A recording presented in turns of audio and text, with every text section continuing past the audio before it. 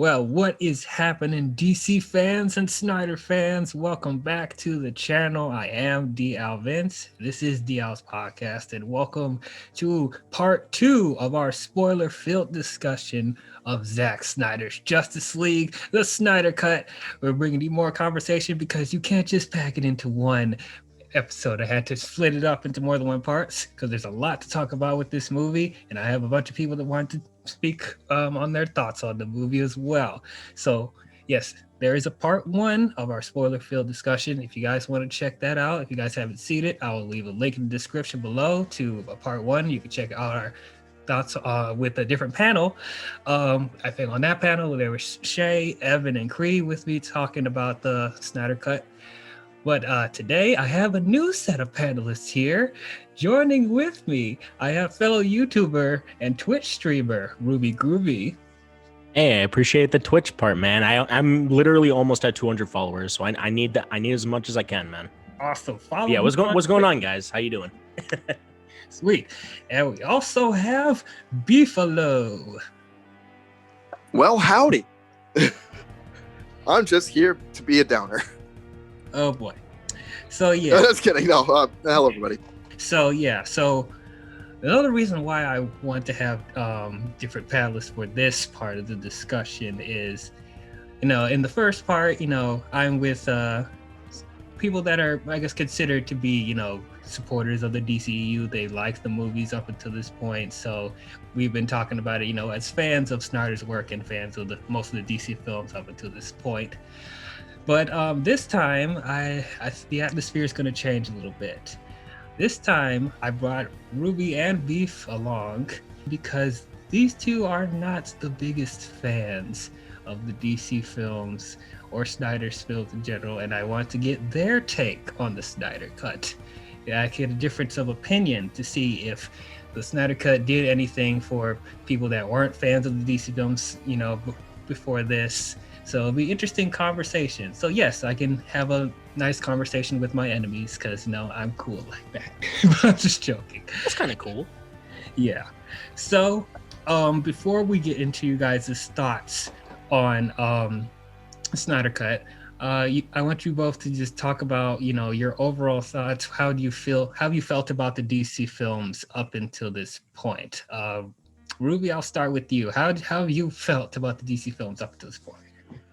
Okay, I think the last time, I'm going to be real, the last time I think I've ever seen a DC film was Aquaman in 2018. I haven't seen Shazam, I haven't seen Birds of Prey, and I haven't seen Wonder Woman 1984, but I've heard only positive things about all of the films, maybe except for 1984, but I'll have to say for myself.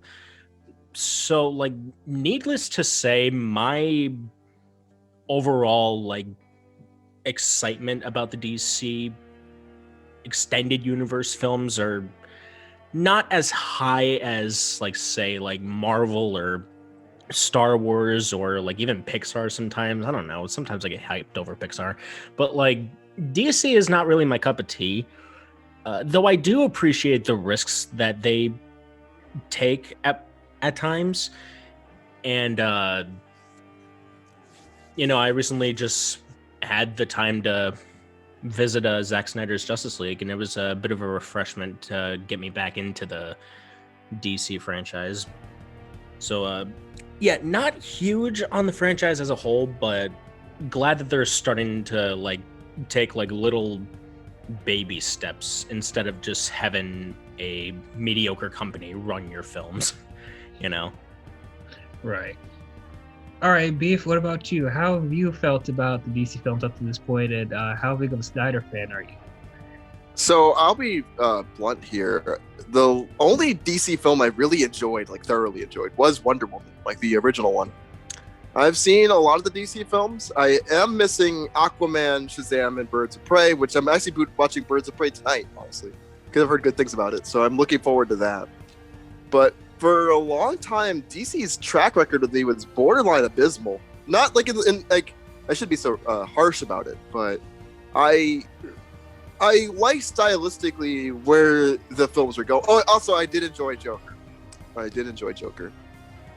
Mm-hmm. But No, for the most part, the DC's films have been more on the side of things, and I don't mean to.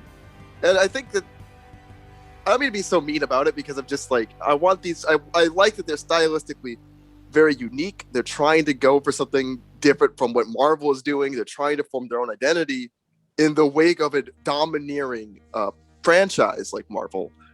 But I just don't like the direction that they've taken it, and I really wish they would do almost anything else. But I liked Wonder Woman tonally. I think that was the film that stuck out to me as their like standout, where I'm like, yeah, this is different from a Marvel film in a number of ways, but it also still has moments that I think are just all around good. And I liked Wonder Woman 84 visually quite a bit. I think that was way more my speed in terms of aesthetics, but I think the film was still really rough. Mm-hmm. But yeah, in terms of Zack Snyder, I haven't liked many of his films. I actually am going to go watch Owls of Ga'Hoole at the suggestion of my partner. Suggestion of my partner because she insists that it's the best film he's made, and I'm like, I'll give this a try. And I actually did enjoy 300 quite a bit, and I think that was. And I also like the aesthetics of Sucker Punch. Did not really enjoy the film, but like a lot of things, he makes very cool looking films. So I'm like, if I need a visually striking film, I like to put Zack Snyder on for that, but I can't say I've grown to like anything other than the visuals of his films. Okay. I guess we haven't had your thoughts. How you feel about Zack Snyder movie? Well, my knowledge and extent on Zack Snyder only comes from the DC films. So whatever I've seen from him doing DC, I can't say that I love his art style, but I'm not entirely against it. I think the main issue for me is that he makes like at least like 10% of his movies like in slow motion for no reason. That's probably like oh god, yes. Oh my god, the shit out of me. Like, you ever seen Batman vs Superman and fucking his version of Justice League? We'll get into that soon, but like Watchmen. Y'all know what I'm talking about when I say that. Yeah. Well, they actually calculated it. 10% of the Snyder Cut is in slow motion. Yeah. So crazy. Mm-hmm. And I'm willing to bet that most of those slow motion sequences were specifically for Flash. No, not really. Oh, absolutely. I mean, okay, yeah, most of them probably. I said most at least. Yeah. I actually like his slow motion a lot. I mean, yes, there are definitely parts where he does not need them, and there's even some parts in the Snyder Cut where I'm like, that wasn't necessary to be in slow motion, but you know, I like his stuff. Right, the moments where like there are slow motions where they need to be slow mo, that's fine. Like some of the Flash stuff in slow motion, like on paper, like some of them are good, but like there's just way too many of them. I think for me, the moment that killed me was slow motion. Because actually, when you said Flash earlier, I thought you meant as in Flash is possessed, not the character Flash. And so, no, the film, there's one moment with slow motion in this film that absolutely crushed me to dust. And that was Aquaman slowly walking off that pier, drinking. And I was like, this has gone on for way too long. And I suddenly felt like I was trapped in eternity. And it was just little moments like that where I was like, I get it. You want to show like this character off in this capacity, but I was like, they wanted to have a reason to play the full song. Yeah, but I'm still like, come on now. Okay. This is exactly what I would cut.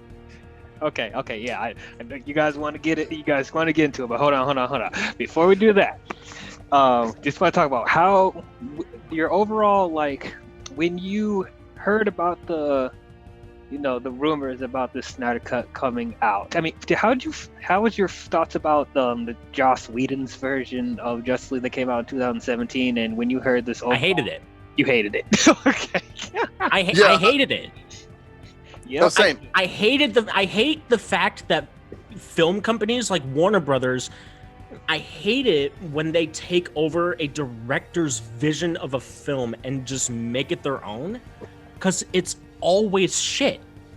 Yeah. It's literally scientifically proven 100% of the time a company-led film is shit. That's Justice League, that's freaking that's Suicide Squad. Ooh. Oh, Ooh. God. Dude. Don't mention Suicide Squad again. I'll have a heart attack. Oh boy, I hate that. I think so. For me, with Justice League, yeah, I thought the film was absolutely miserable. On one hand, I understand from a like tactical marketing level why they wanted Joss in the project. He had been successful with the Avengers films. He had worked with superhero films, and the Snyder films weren't quite cutting it with mass audiences. So they were getting desperate, and they were like, okay, we're going to go with this guy who we know has a decent track record. But in a way, I feel more hurt by the fact that I was still miserable watching that film, and it didn't even accomplish what I think it was setting out to accomplish.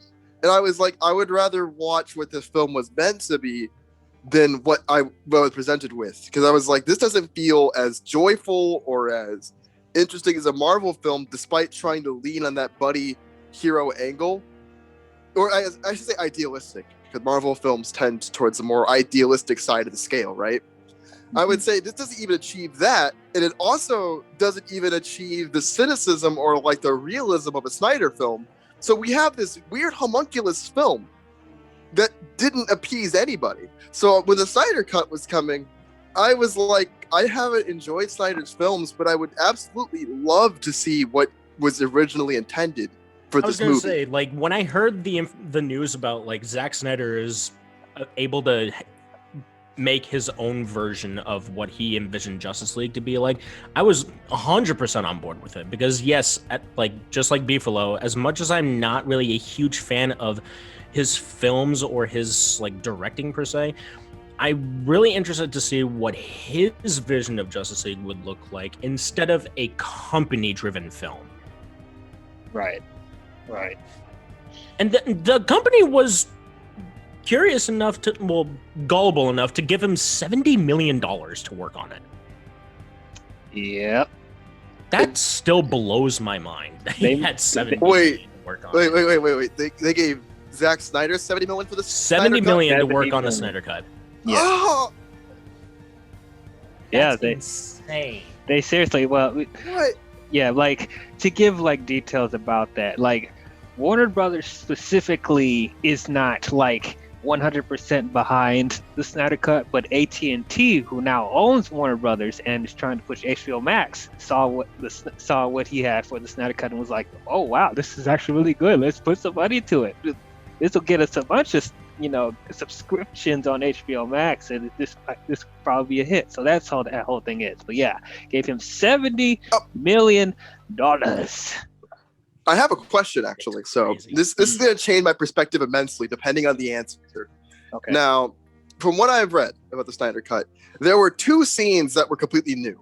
All of that is just footage that was just left on the cutting room floor that was pieced back together, if I'm correct, right? There's one scene. There's one scene that is new. I thought there was 2. I thought they said Martian was one? Manhunter. Yes. Okay. So I guess we could talk about. No, we didn't talk about it yet. It depends which scene you're talking about, but I know for sure I heard just one scene that Snyder added. That was at the end, because I know that one for sure, but I read 2 because it said that there was that one at the end, and then one with a certain Martian Manhunter in the middle of the film that was added in. Okay. Okay. So that's what I had read. Okay, so that was already in the storyboards that he was working on while he was doing the film. So I thought that was already in the storyboard because he was in a couple of the scenes in the Snyder Cut. Right, but the new scene, which is the nightmare sequence, that's what he came up with after the fact. Yeah. So here was my thing about this was that because at first I panicked because everyone was wanting for the Snyder Cut, and I was like, oh, okay, so this is just pasting together removed content. What I initially had this pitch to me was that he was filming everything and was extending it based on new footage. And I was like, wait, hold on a second. Are you telling me the Snyder Cut did not exist beforehand? But no, I cleared it up. Yeah, it did. It definitely was like, okay, it's just this is all cutting room floor stuff being reincorporated into the film, which makes me feel better. Which makes me curious though, why is it $70 million to reincorporate footage that already existed? Because there's over 2,000 VFX shots in this movie. Yeah. Not to mention the fact that he went over Justice League and deleted every single Joss Whedon shot. Oh, every single one. You know, in hindsight, I should have watched the original Justice League just for the sake of comparison, because it has been a long enough time to where that's more of a hazy orange color graded memory in the back of my brain. So everything in the Snyder Cut is what was originally intended for this film. And as I said in the part 1, it blows my mind all these scenes that were unnecessarily reshot. Like, I just don't understand. Even jokes, like the movie already had jokes, but Whedon was like, no, we're gonna redo this and make it more awkward and weird. I'm like, why? For what reason? I can tell that it was different, like the two versions, just by looking at the opening, because the opening for Justice League's opening was hot garbage. Yes, it was. Not only it wasn't just the scene, it was also just the song, the way it was shot. It was bad. Oh my God, it was bad. But before we get into details, I guess you can kind of already feel like what their thoughts are. Is it? Tell us what are your overall thoughts now watching the 4-hour Snyder Cut? What are your overall thoughts? Start with you, Beef. So, I'll put it like this. So I would have given the original Justice League like a 4. To me, Zack Snyder's Justice League is like a 5, and it's like a really good 5. Where I'm like, this definitely has heart to it. There's clearly artistic vision behind it. But I had to think to myself, in one of these is shorter and I'm miserable, but it ends faster. The other one, I feel like I'm getting punched in the shins for 4 consecutive hours. But there's also moments where I'm like, this is actually pretty interesting. So by sheer virtue of being more of a film and less of a Marvel-shaped homunculus, I have to give it to Snyder's Cut. But it's like that meme where the guy has his arms crossed. It's like, I guess, but it's just like, it's a better film. I'm not happy about it, but it is a better film, and I certainly can say I appreciate the artistic decisions that he's made, while also being like, I still wasn't the biggest fan of this movie. Okay. And what are your thoughts on the Snyder Cut, Ruby, overall? Surprisingly, I'm actually a little bit on the receiving end. I'm actually a bit on the more positive things on the Snyder Cut. I really appreciate that just the overall idea of the director getting the opportunity to present his own vision to millions of people across the world is awesome to me. Like, I love hearing that sort of thing. And the Snyder Cut definitely introduced a lot of things that I didn't even think were important in Justice League. And the Snyder Cut really got me interested a lot better into the characters, and it did a lot better with the storytelling. And I didn't even care that it was 4 hours. I personally am starting to lean more towards the fact that movies like big blockbuster movies should be a little bit longer to keep audience invested in how much knowledge the writers and directors have on their film. I don't know. I just think that's just interesting to me. That's Zack Snyder's Justice League. That's the Lord of the Rings trilogy. That's freaking BVS, I guess, with a 3-hour movie. That's Avengers Endgame. That's a lot of movies. And I don't know. Like I said, I really appreciate the director getting the opportunity to present his own vision. The only real negative that I have about this movie is the fact that it's in 4:3. Ooh, yeah. I got annoyed watching it in 4:3. I was like, you could have done 16:9 or something. This is a headache. It wasn't giving me a headache, but like, this is annoying. I did not like the aspect ratio either. I will agree with you on that. I know, like the whole film, 4-hour movie in 4:3 ratio. Like, what? Zach! I mean, And in the beginning, it has a little bumper that says this is in this ratio to preserve the artistic vision. I know. Of the I read creator. that. I read that. I was like, 4 hours of this? No, I'm out. But I stayed. I hated 4-3, dude. Okay, well, this is actually something we didn't talk about in part 1, but the aspect ratio honestly didn't bother me. I don't know. I mean, it was kind of odd when we started seeing marketing for this film, and it was in 4:3, and I'm like, what the heck is this? What's going on? But then, like, is this a TV special now? Like, what? So the thing made for TV movie. Well, it was gonna be a series, but that's true. It was split into 6 parts. Well, I guess 7 if you include Aquaman. Wait, what? Yeah, it was gonna be a series. Yeah, it was gonna be a series. That makes sense. And now I'm having a heart attack. Thank you. So, like, I think the reason why they decided to just make into a 4-hour movie is because of contractual obligations, because, like, the contracts for actors are different for movies than they are if you split it into series. And, as you know, all the actors initially did this as a film, and so there's certain stuff that's, pay-wise that will change if they had to split this into a series. So it's the whole weird things with studios and contracts. It's off. But me personally, I'm glad that we were able to see all the 4 hours, because I'll be honest, after seeing this cut, I would have lost my mind if I had to wait week after week, because I'd be like, oh my god, why? Oh my god, this is amazing. I don't want to wait. I just want to see the next part right now. Oh my gosh. But yeah. But anyway, going back to the aspect ratio.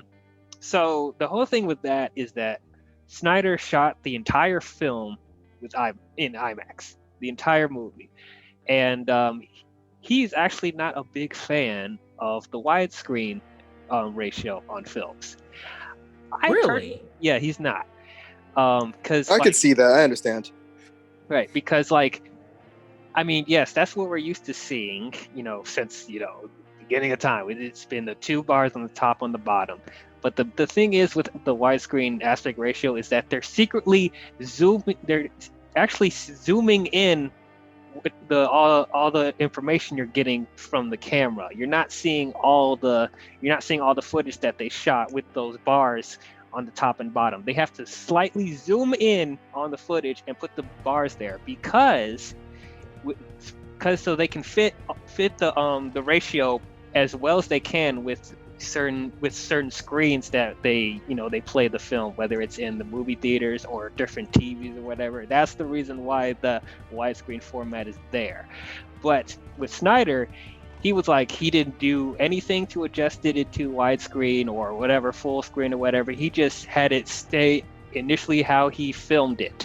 So you can see all the stuff that he shot. You see all the borders that were shot. So he didn't want anything blocked off whatsoever. So that's why. And then it'll feel like more of an immersive experience, I guess, when they actually show this on IMAX. It'll like feel more massive that way. But that's the whole reason why it's in 4:3. But anyway, when I first started watching it, like the first 10 minutes, I was noticing it. But then, like, after that, I didn't even think about it. I honestly didn't think about it because I just was focused on everything that was going on in the movie. I was just like, how is all this cut out from the film? Like, look at all these effects. It's so cool. Like, so that, I guess the aspect ratio didn't bother me. I know it's an acquired taste, so I'm not going to argue it too much because I get it. If people don't like this aspect ratio, that's fine. It's not something we're used to. But for me, I was like, it didn't take away from the experience, in my opinion. Yeah, I think for me personally, it was just like when I watch it in 4:3, I kind of got annoyed with the fact that I'm just like looking at it as like one picture. Because like the way that I look at films is like whenever it's like comparing to a film that's shot in 4:3 and then comparing to one that's in 1.9:1, I feel like if I'm watching 4:3, I feel like I'm just watching a picture just move around, which is not bad, but I would rather, like, when I see a movie, I'd rather like sort of like feel like I'm looking around to like see what's going on, Yeah, so with the aspect it just ratio, makes me more invested and be more a part of the movies that way. I don't know, that probably is just me. No, I feel what you're saying, because I too prefer to view films that way. Mhm. The aspect ratio for me, as I watched it, I like accepted it very quickly because I was like, yes, this is Kino, which means this film will be in this aspect ratio. Because I figured, I was like, he's gonna go for the most theatrical and grandiose presentation. And that means presenting this film in a way that looks more theatrical.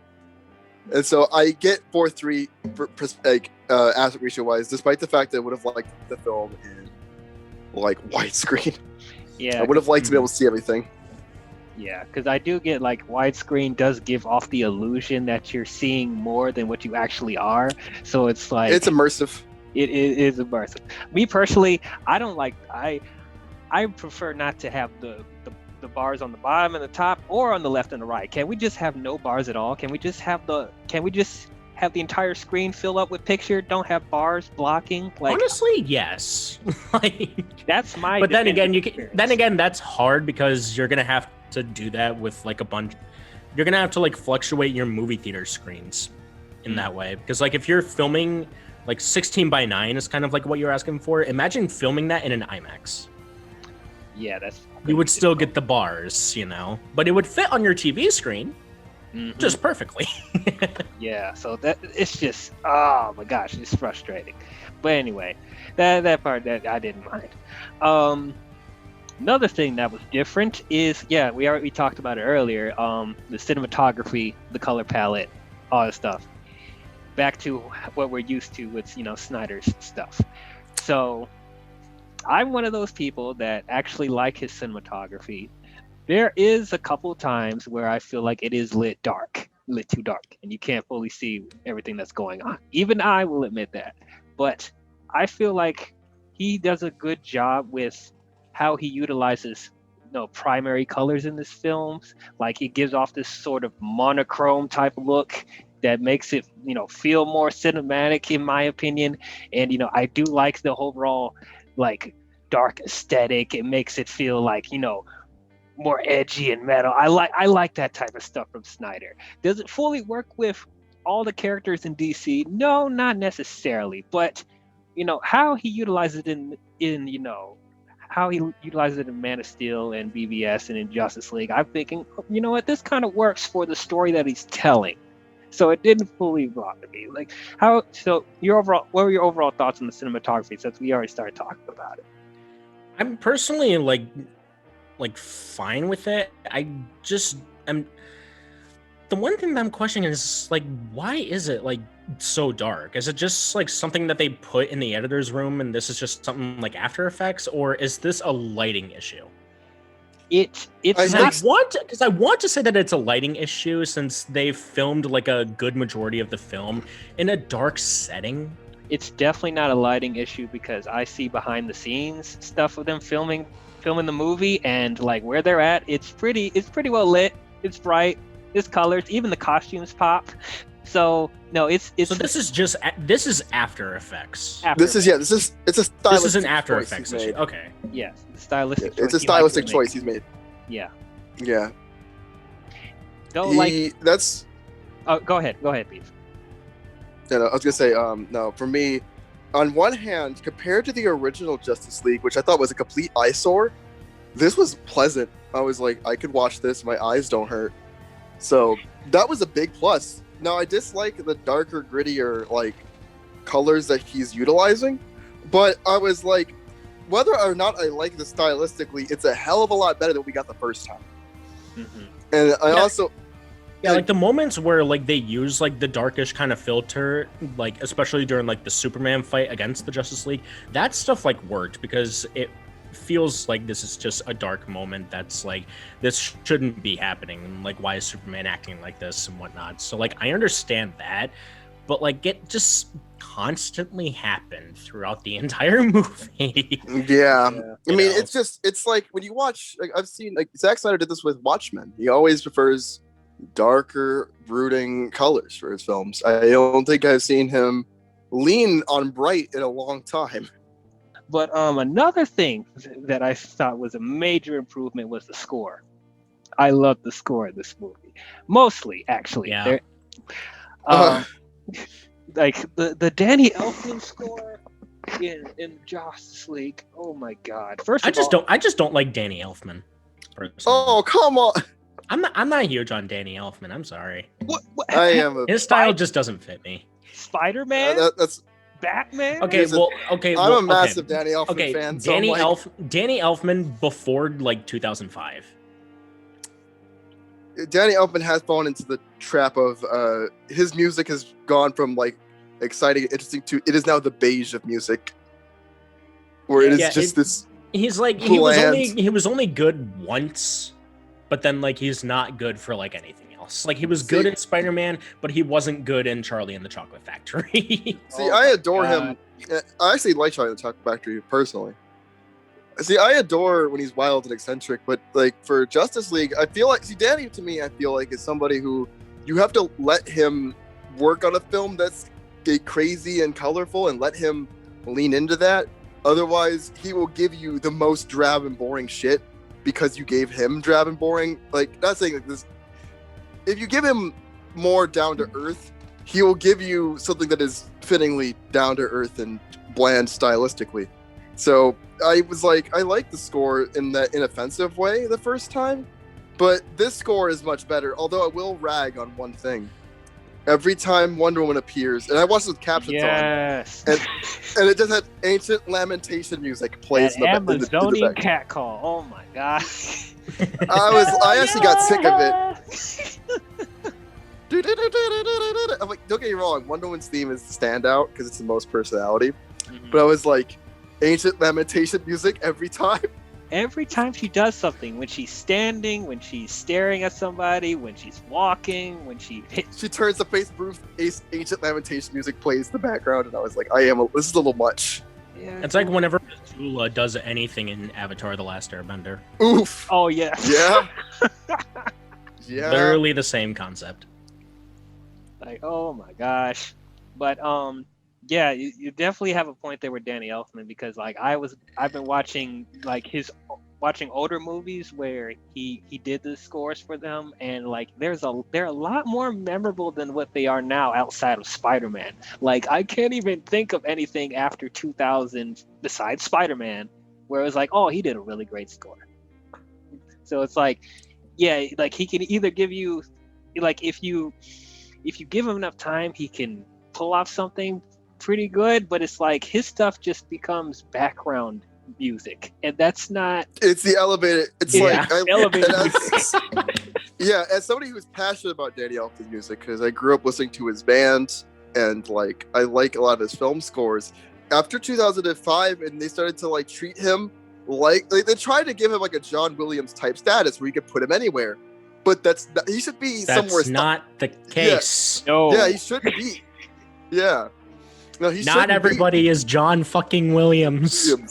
And so they try to treat him like that, where they're like, we can put Danny in any score and it'll turn out great. And instead, you just get generic soundtrack B, generic soundtrack C. And I'm like, I can't. It's Hans just, Zimmer, anybody? yeah, also Hans Zimmer falls into that trap as well. Oh, brother. But he made Yeah. more memorable music than Danny Elfman for this movie. Okay, Yeah, personally, for this movie, yeah. But and then I didn't even hate the idea of them bringing Danny Elfman for this movie. I mean, was I confused at first? Yeah. Like, you already have Junkie XL. Like, what's the problem? But it's like, I feel like his music fits in a similar tone with what Snyder was doing. So I was like, man, let's see what he got. And it's like, I can't even remember any music he did in the Justice version. Besides them rehashing the Batman and Superman scores from the older movies. And so, yeah, no, Danny Elfman to me is just bland city now. And I'm like, oh, man. yeah, it's a shame. Yeah. This is just, it was his blandest work. And so I'm very glad that this film kind of got rid of that. And yeah, do I have problems with ancient lamentation music? Yes, but it has personality and it was significant enough to make an impact on me. So I got to give it a point there. Did anybody else get a kick out of the new theme for Justice League? Yes. Yes. Yes, I did. Yes. Like, I feel like that's gonna be played like constant. Like, if you were playing like a theme melody or theme Medley. compilation. Like you have like the Star Wars theme, you have the Marvel theme or Avengers theme or whatever. I feel like the new Justice League theme is going to be thrown in there somewhere. I don't know. I feel like it's not quite iconic enough to reach that, but I feel like it's definitely more on point. No, it definitely needs more time to grow on people. Yeah. Maybe. Oh, go ahead. I would say maybe I'll like sit down and listen to the soundtrack without the context of the film to really, soak it in, really get it into the pores. But yeah, because like remember back in like 2012 when the Avengers came out, not everybody was on board. Like not everybody got like invested in the theme yet until it was further evolved in. True. They really did. They built off of it like a base print. Right. So that I'm hoping that that's what happens to this new Justice League theme, and they make it like more exciting and eccentric. Like if we hear it like somewhere within the trailers, I'm probably gonna flip or something. Yeah. Here's my question though. Now, are they going to be building off of this film? Because I know that DC was considering abandoning the Snyderverse at one point. Hold on, I want to save that for later because okay, I have a lot to say about that. But okay, so let's go into characters and story then. Which characters stood out to you guys the most? Ooh, so I'm gonna jump in here real fast. I've got to say they did now. I have issues with the writing in this film. This is where really most of the points against this film to me come from the writing. But one of the things I was super happy to see was Cyborg actually got like anything in this, where they gave him a whole arc. He went through some stuff, and he stood out to me because I was like, this is the character who really needed this, because the first time around I heard that he and Joss Whedon didn't get along, so Joss Whedon went out of his way to basically reduce his role. Yeah, yeah, and I was like, well, now this time around, Cyborg got to actually kind of flourish. And I was very glad he needed that. He really did. Mm-hmm. Not only that, not only was it Cyborg that was a real standout to me, I really enjoyed watching Cyborg's father. Yeah, yep. In this film. Yeah. I'm really glad that they gave him like some sort of arc. But it like nothing about it ever felt forced. Mm-hmm. It's like there was. I was just gonna say he actually Cyborg and stuff with his dad actually felt like the heart of the movie, as Snyder said initially.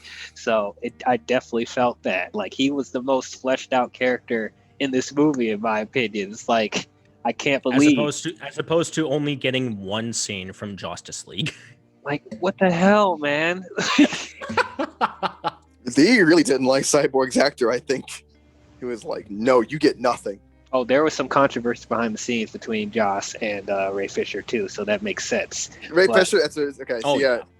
Mm-hmm. But yeah, no, I am. But yeah, just also considering the fact because there's certain people that's like, why is Cyborg in the Justice League? So it's like this would have been a perfect time to flesh out his character and make him more than just the Cyborg that from the Teen Titans show. Give him more layers and dimensions, stuff like that. And Ray Fisher's a really good actor as well. So it's like I don't understand why they just cut all this stuff out there. I mean, I know you gotta stick to the 2-hour runtime that you were mandated, but like, what the hell? My issue with this film's characters is that I really couldn't tell you. Like, and I watched this film intently, but afterwards, I was talking so I watched with my partner, my roommate. And so I asked them, I was like, well, what about their personality stands out to you? Because that's to me, because there's a line that really made this come up to me was when Cyborg is like, I'm not alone when confronting the mother boxes. And it's like the breakthrough scene where he's not tempted by what they're trying to tempt. He's not tempted by them, which was a cool scene visually for sure. But I had a massive problem because I was like, in most stories like this, where you have that moment where the character who is all alone realizes that he has companions, you have to build up a sense of trust relationship between these characters. I feel like this film not only neglected that, but it did the opposite of that, where I'm like, I have no way to believe these characters are here for anything other than circumstances. And I get tonally why they would want that, because this is meant to be the darker, more serious take. People are brought together under stressing circumstances, whether they want to be together or not. But that's an emotional beat that doesn't work here. And I was just upset. And I was like, now, if you had tied it to his dad and been like, because my father wants me to do the right thing, I would have bought that. But for the underwritten characters in this film, in my opinion at least, I couldn't buy it. I was like, this just feels weird. It just. But isn't that like every superhero movie though? It's that these heroes come together under bad circumstances. It's not like they want to. Well, that's a true trope. It's a difference. It's where it comes down to the nuances. Is the nuance lies in the writing? Did you write a film where I could believe this? And I can't say that's true for this for me. Where I'm like, in both the Justice League and in this cut, I feel like they had more time to establish a bond between characters. But yeah, you're right. Where this happens a lot in superhero films.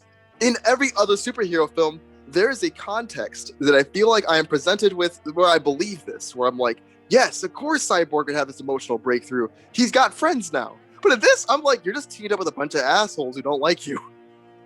But not that they don't like him, but they're just assholes. And Wonder Woman. Well, okay, see, that's what I was going to say. What about the relationship between him and Wonder Woman? Well, like, quote unquote relationship. My bad. I'm like, nothing.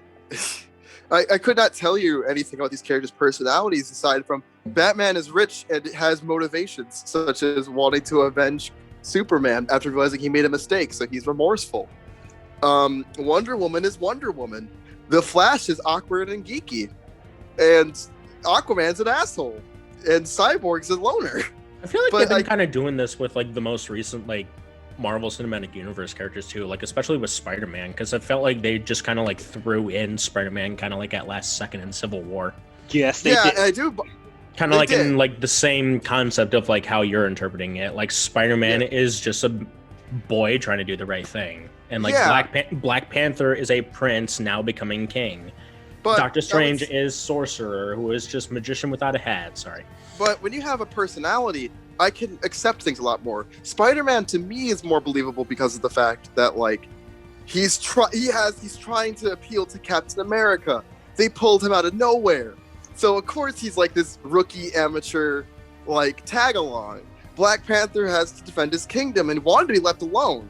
So I could buy those motivations because the characters have personalities that correspond to those motivations. Here, I can't see a correspondence between why does Cyborg suddenly trust this? I mean, I get circumstantially they're brought together, but I don't see why certain lines like I'm not alone anymore, when referring to his new quote unquote friends in the Justice League, I don't buy that. I cannot.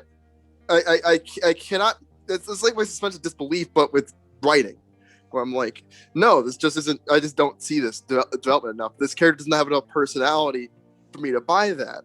And don't get me. And he does have a personality because, like, again, I like that he has like angst against his father for bringing him back. Like, I do see that and earnestly recognize that. And so I'm like, if you had built off of that angle, and if you had like catered to what you had presented me with, I would have 100% been on board with some of the writing around Cyborg's character. But particularly in that instance, I felt suddenly like, ugh. I get what you were trying to go for, but you have none of the pieces in place. And now, and I'm not trying to say that Marvel is the end-all be-all of this. They have their slip-ups. Again, I'm not the biggest fan of Ant-Man being inserted in places because I don't feel like there's enough there for me. But I would say that they have that compared to like Marvel's films, the DC films seem to have this more dour, like because they're trying to be more realistic. Every character comes off as way more dour and like less interested, or like it's almost like they're here for a paycheck in character. Like I just don't buy the connection. I really just don't. Okay, well that of course, as no surprise, I do disagree with you on that. But I do see those arguments when I was watching the Joss version, because I felt all those arguments that you're saying right now. That's what I felt when I was watching the Joss's version.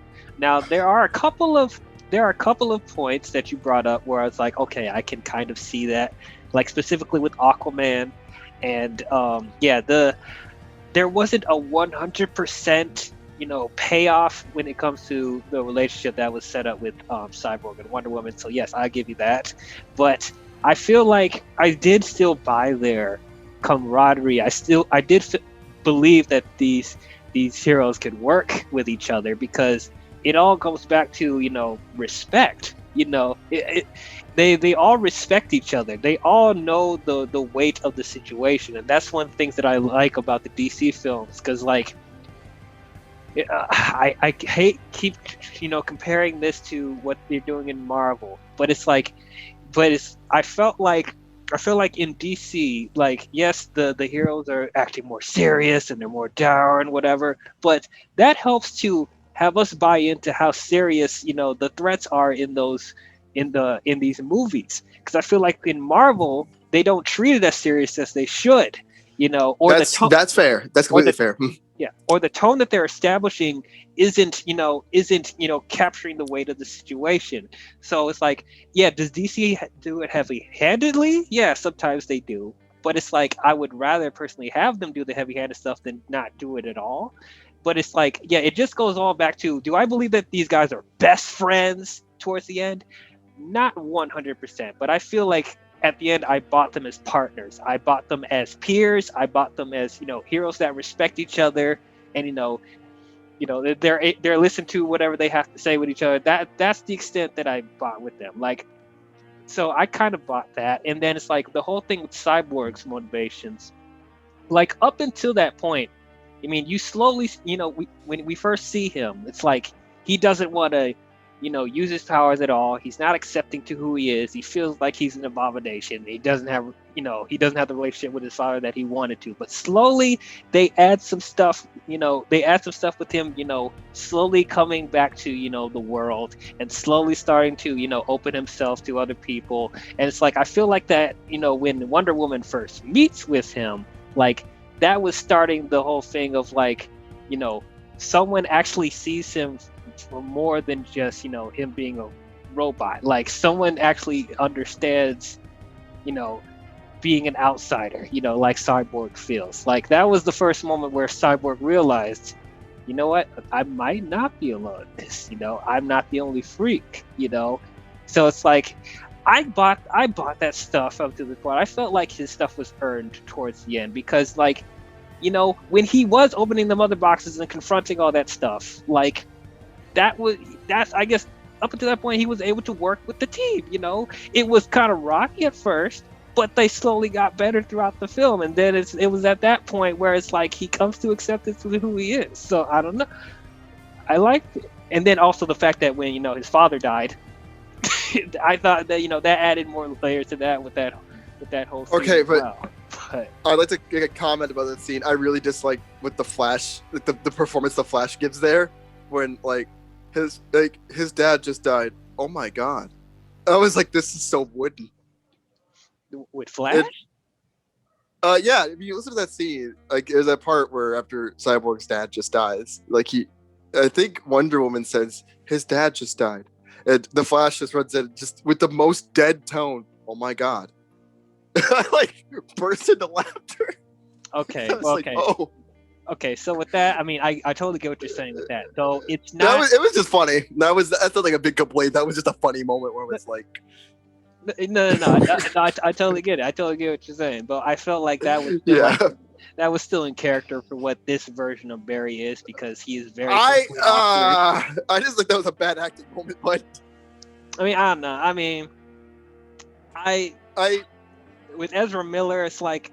I haven't seen enough of him to be like, is that an Ezra Miller mannerism, or is that what he's told to act like? Because like, I've seen him in stuff. He's awkward, but okay, there's being awkward, and then there's delivering a line with that like, because I'm not gonna harp on this point because it's literally one line, and this film's acting is fine. Mm-hmm. I mean, yet I have. Gal Gadot I find questionable at times. That's not her fault. She doesn't really talk much in this film, comparatively speaking, so I'm not that irked. But I would say for Ezra Miller, who I have thoroughly enjoyed in other films, I was like, this is 100% you phoned that line in. Like, it almost felt like he was, because he's off screen when he says this, but it almost was like he was off screen because he was reading the script. Okay. It was just that one line. I'm not gonna harp on it too much by any means because it's just a thing, and then we can have our opinions about it. Where you're like, oh, that could be in character. I don't read those in character because it just reads as wooden.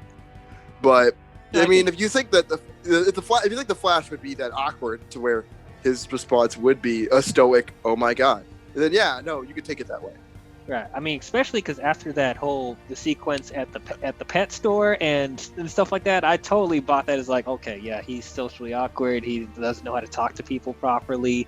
Outside of what I thought was a really great scene between him and his dad in prison. Oh like, yeah. Oh, those scenes with his dad were really good.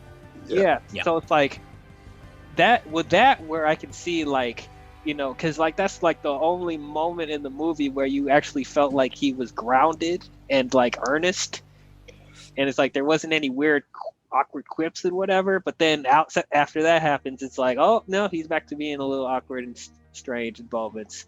So it's like, I don't know, and maybe you could see that. Can we talk about the dad? I was gonna say, can we talk about the dad scenes for a bit, because I just really want to focus on those, because those were to me the highlight of the film, because I just really like, because I don't think those were the Joss Whedon cut. Like, I don't remember if they were, but I'm pretty sure they were. That was Snyder. That was like, yeah, damn. That was Snyder. Yeah. I'm like 100%. Damn, we needed this, because that actually did give me like, I didn't like this very version of the Flash that much. That was the moment he got a heart to me. And I was like, I really liked those scenes in the prison, because I like that his dad is insisting that he go on, like, basically, don't worry about me, kid. Why are you wasting your life? Mm-hmm. And I loved that moment where you could see him awkwardly trying to be like, I'm gonna pull it off, Dad. I got this. And it's like, oh, that to me was the genuine moment where I felt like a heart shone through. And I do wish we had more moments like that, because that was a standout for me. I was like, wow, this is actually pretty compelling drama. Oh yeah, for sure. I hope we get some payoff from that in the Flash movie next year. But there's a Flash movie coming out next year. Oh, neat. Yep. Something like that, yeah. Some Flash. They don't know if it wants to be a Flash or Flashpoint, whatever. I hope they get their act together. they can't just go to Flashpoint. That's a bit too heavy. I mean, yeah, though it's like they keeping rumors about Michael Keaton's Batman gonna be in this, and Supergirl's in this, and what? Like, what's going on? Flashpoint. I remember when I watched Flashpoint, that movie messed me up, because I was not ready for it to be that dark. Mm-hmm. Oh yeah, you talk about Snyder being dark. That makes Snyder look like Sesame Street. I loved every second of that, though. I was like, oh god. Mm-hmm. It's like, no, my wife became the Joker, and I was like, oh my god. Mm-hmm. Everything was just messed up, and everything was wrong. Like Wonder Woman beheaded Mara, and just like, what? Yeah, wasn't she killing children? I think so. I was like, what the fuck? Wonder Woman kills Mara? What about what? Yeah, in the Flashpoint storyline, Wonder Woman and Mara fought, and the Wonder Woman cut off Mara's head. Yeah. We should have gotten that in the new Justice League, I feel like. I feel like in the Nightmare stuff is hinting at a different, like, I know it's like a different storyline, but I'm like, listen, just if you want a dark story, just get to Flashpoint, and then just get to the scene where she kills children, because it's just gonna be like in episode 3 with the younglings, because that's the exact energy that scene had, where I'm like, oh no, oh yeah, not even the kids are safe. Nope. Gonna do what Revenge of the Sith was afraid to do. But yeah, I don't remember they were on screen killed or if it just cut away, but I remember being like, oh fuck. Oh yeah, he turns on the lightsaber and then he just cut to a different scene. Yeah, the implication was there. It was there. Yeah, that's something I definitely would want to see in a live action movie. Like when we properly build up to that point, you got to have people prepare for that, because that's not something you just drop on the casual movie going audience and be like, oh, everything will be all right, everyone will accept it. Especially the Wonder Woman fans. Nobody wants to see Wonder Woman behead Mara and kill children. Like, I don't think they're ready for that yet. I mean, I don't know what you're talking about. I think they're ready to see Mara die at this point. Oh, well, Mara, that's because of Amber Heard. That's true. That's very true. Oh wait, yeah. Yeah, I forgot about that. It's like I will pay to see a 4-hour movie of just Mara getting cut up into pieces by Wonder Woman. It's like systematic. Oh gosh. Speaking of It's that, just like different ways. It's like different ways of killing her with my each different hero. It's my gold. It's literally getting hit by Gold Experience Requiem, but it's just Wonder Woman killing Mara over and over again. Oh my gosh. Speaking of that, I'll talk about Aquaman a little bit.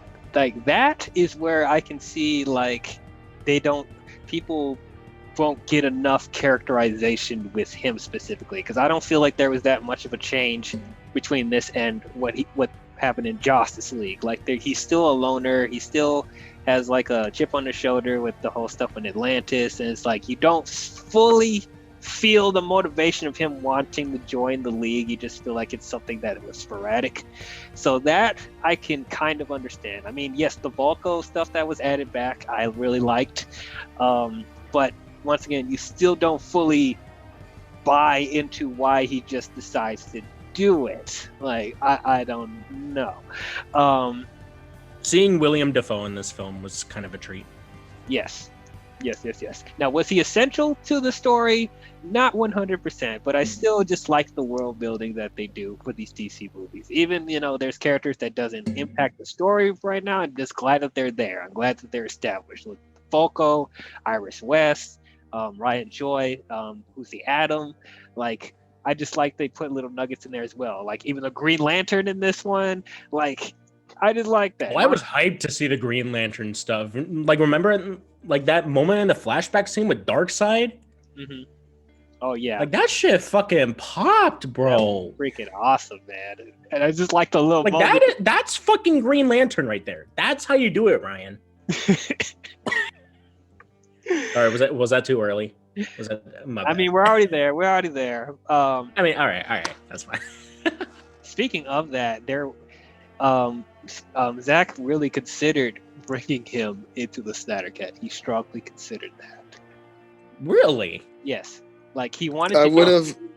He wanted to do Jon Stewart as well, but Warner Brothers was like, "No, don't do that." I would have liked it if only because Zack Snyder is not a coward and was trying to do that. Yeah, he was going to, but Warner Brothers was like, "No, don't put those Green Lanterns in there because we want to do it for our Green Lantern Corps movie. We wanted to establish the characters there." And it's like, "Okay, when are you gonna do that? On the 31st of February? Like when? We're still waiting. Where is it? Oh, you got this series on HBO Max, but what happened to the movie? When's Jon Stewart and Hal Jordan gonna come, man? And that's why Martian Manhunter is in this now. I mean, that's fair. Yeah. Which threw me for a complete loop, by the way, the Martian Manhunter. Me too. Like I see him like shapeshifting. I'm like, what the fuck? And then I see like green figure, and my jaw was literally touching the floor. Yeah, I'm like, oh my god, I was freaking out. And Kree was there. She was freaking out as well. Like it just caught us off guard. Snyder was just casually just put him in there. It's like, oh, there he is. And I'm like, what? What is going on? Fuck you too, Zach. Whatever. Love you, but fuck you too. Yeah, Edgar, my roommate, had a moment where he was like, "Yo, okay," because we got hired Martian Manhunter, but Edgar was upset because they didn't do anything with him because I think that's his first time seeing the Justice League film altogether. Mm-hmm. But I just remember our reaction was, "Yo." Yeah, I was happy to see Martian Manhunter. I was very, very happy. I did talk about this in part one, that the thing that bothered me about how he was introduced, because I did really like that conversation that Martha and Lois had in the apartment, and to find out that wasn't actually Martha and it was Martian Manhunter, it kind of takes away from that scene a little bit, because I felt like the horrible scene that they did in Justice League with the whole thirsty joke and that lady on TV was absolutely atrocious, and it's like it didn't feel like there was any like closure with Martha and Lois, with them mourning and connecting. And so it's like I actually liked it in the Snyder Cut, but then it's like, oh, that actually wasn't Martha though, it was somebody else. So it's like the weight of that, it kind of got ruined a little bit. Like he could have just been a separate character overhearing their conversation. It didn't have to be him turning into Martha, and then I gotta agree. I didn't even think about it like that, but yeah, you're right. It does take that emotion out of that scene. right. I mean, I love seeing him, but it's like I don't think they need to introduce it that way. And then Hype. Go ahead.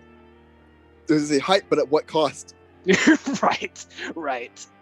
And then yes, there is that looming question of why didn't he help with the League against Steppenwolf? Like, why was he waiting? Who set him up? I mean, yes, I get it, but it's just this whole Yeah. I mean, this whole speech of them. I mean, and then granted, Snyder wasn't even fully sure that he was going to be able to use Martian Manhunter, so I gave him the benefit of the doubt.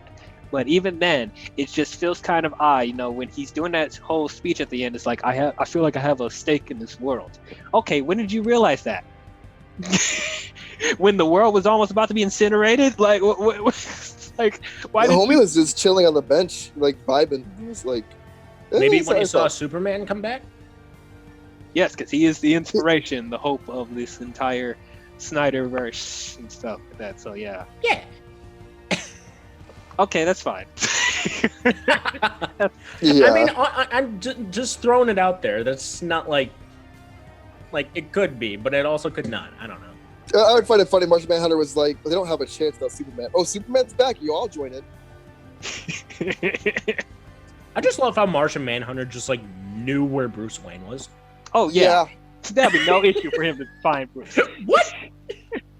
You think you're the only Dark Knight detective? You think you're the only superhero in the world? Okay, Nick Fury. We're here to talk to you about the Justice League initiative. Hey, I started that. Oh no!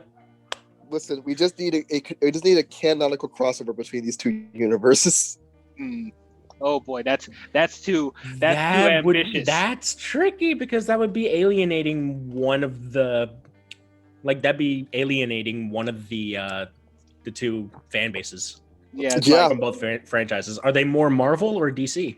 Right. That's the problem, is that you did 50-50, it'd be really awkward and weird. I'm making a joke here. I'm like, just make one fucked up superhero film where they're just all working together. Oh, Cause I just remember that panel in the comic of the Joker meeting Red Skull. I think that's fucking hilarious. Yeah, I just thought about that in that moment. I was like, let's cross him over. Darkseid fucking meeting Thanos. I mean, and speaking of Darkseid, by the way, I'm glad that you said that, because that was a segue to a thought I had. I'm very fucking glad he makes an appearance here. Yes, because that was not. I was surprised about that when I saw it too. Yeah, I was like, that.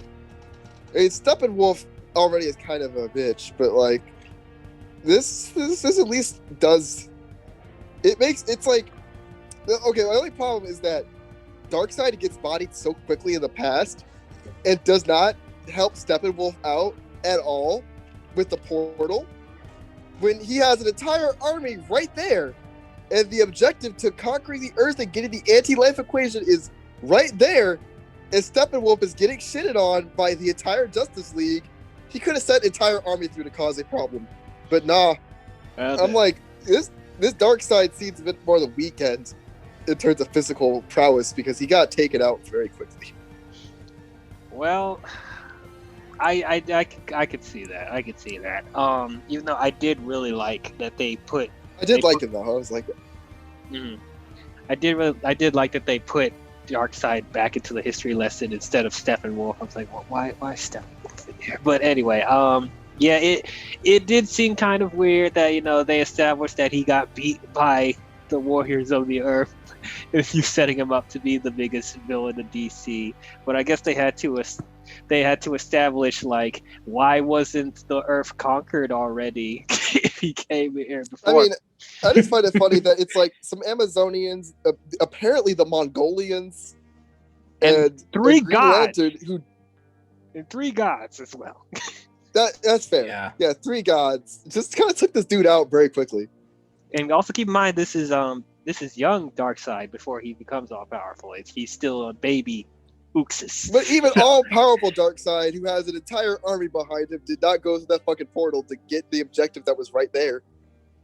Well, I guess that's the whole like king mentality is like, oh, technically I could do this all myself, but I have minions to do I my just dirty don't work as see well. that. I'm like, my That's the thing in the my head. comics too. He would just send people from Apocalypse to do his dirty work. Like he could do everything, but he decides not to.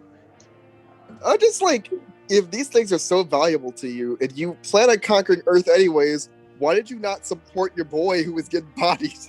Well, because first of all, Like- he wanted to see if he'll sink or swim, and we all saw what happened with that. And then I was gonna say, it's to prove his worth. Just send in the army. I'm like, fuck But worth. he tried the that anti-life equation real quick. But he tried that the first time, and look what happened. Okay, but there's less of them now. It's just the 5 of them. On top of, there's a Kryptonian that came back to life. There's a half Amazonian god, and all this other stuff, and Speed Force and stuff. He's like, okay, I could jump in there, but I don't know what I'm dealing with right now, so I have to get myself ready. It's like, there's a dude in a bat costume, okay? Is a Kryptonian, that might be a problem, but he's not going to take out an entire army because that requires him to kill everything in sight. Well, there's a reason why he uses him as one of his, servants in the Apocalypse future, in the Nightmare future. Yeah, I'm just like, damn, Darkseid, you kind of a coward. I guess. And I before mean, I get he's a looming villain, but yeah. You go ahead. Actually, go first. No, I was just gonna say to all you Marvel fans that are about to type in the comments, see, Thanos is more powerful. Bitch, he needs a glove. Stop that shit. Stop that shit. I mean, he can't conquer the world without the Infinity Gauntlet. Come on. Thanos did almost get bodied by Scarlet Witch. Thanos in Endgame though. Endgame, yes. Thanos is a threat. Like, I'm not saying he's not a threat, but like for people to say like he didn't need any. Like he didn't lose or he don't need anything, to be as powerful as he is. Like, don't sell yourself that quick. Like, but it's like, yeah, I totally understand. Like, yeah, for some people, that's like, are we supposed to feel like Darkseid's the most powerful or is he not? And it's like he could do all this stuff by himself, then why doesn't he do it? So yes, I totally get that. Though, like I said, this is like me reading the comic books and knowing the backstory of Darkseid. Like he's done this before. It's where he would send people that are less powerful than him to do his dirty work and try to take out heroes and conquer worlds where he could do it himself, but he has that king mentality where it's like, I have servants that do it for me and whatever. So he only comes in there when actual shit hits the fan or when he desperately needs something. So it's I guess what my response to that would be well, I can't really say who is more powerful, Thanos or Darkseid. What I can say is I just prefer a more pragmatic villain, and I'm like, Thanos is the one who would be the pragmatist here. It'd be like, I'll just kick your ass to take that thing. And so I can say I prefer that mentality, but I can't. Yeah, that's all I've got to interject with that. Is I'm like, Darkseid's probably fine. He has more of looming 80s cartoon villain in this case. Mm-hmm. I'm like, okay, I guess I could buy it, but I'm like, I don't think it makes sense. But I mean, I guess I'm asking a lot of Darkseid because he's too busy playing 4D chess. Yeah, I mean, it would have been nice. It would have been so cool if through the boom tube he would just use his Omega beams on everyone. That would have been amazing. But they got to set up for 2 and 3, so that may or may not happen. I actually looked up on whether Justice League 2 was actually going to happen. It was said that it's actually kind of not. But that may not be until for later, further down the line, maybe mid 2020s or late 2020s. Like I said, I have a lot to say about that, and I'll save that for towards the end. But so, how do you guys feel about Batman and Superman? I'm gonna let you go first, Ruby. Them together or just them individually? Yeah, just them individually or in general. Actually, and Wonder Woman too. We haven't really talked too much about Wonder Woman. I said in the part one that I think this is my favorite. This is my favorite portrayal of Wonder Woman in any of the movies. Like, yeah, I liked her in this more than in the first Wonder Woman. I know it's sacrilege to criticize the first Wonder Woman movie, and I still enjoyed the first one. But it's just, I feel like they encompass the right amount of, the warrior, badass, but also being gentle and caring. So I felt like there was a perfect balance with that. Where I felt like with her movies, I felt like they were leaning too much with the whole peaceful type thing and the love BS. We're gonna fight evil with love. Like, no. And then in Batman v Superman, I felt like she was still trying to Gal Gadot was still trying to figure herself out in the role, even though she did have a really nice scene towards the end with Doomsday. But I felt like her performance, she's still trying to figure it out. But like in this one, I feel like she's really comfortable in the role, and I feel like Zack found the right amount of balance with her. So yeah, I think like I personally don't remember Wonder Woman like too much to know how she was in that film or like how she was portrayed, so I can't really have an opinion on that. But based on what I saw her in Batman and Superman, I definitely approve Superman a lot more in this film, just because I like how there's like more of that connection with him trying to connect to his past and then to his Earth father. And it's nice how he gets like a new suit, and we get to see a bit of like I don't want to say more of a rage kind of Superman, or more of like a dark-ish kind of Superman. And I don't mean that literally just because of his costume, but I definitely like how they utilized his character and set him up for the final battle in this version, as opposed to a movie that was running for under 2 hours. right. And the same can really be said for like Batman and Wonder Woman as well. Them just going around the entire world just trying to find who was worthy of helping them take down all the forces of evil and whatnot. I like how during the beginning of the film there was a bit of a connection with Batman and Aquaman. How we got some of that original Justice League footage joke kind of thrown in there. That I heard you talk to Fish or whatnot. The line wasn't thrown in the movie, but like that scene was kept, and they like builded further on it. And I just like, I don't know. I personally like that. No, I thought that was good too. You could just cut out that scene with the girls singing. I didn't need that. Yeah, that was a little. I got it because I get. It's almost like lore building where I'm like, I get it.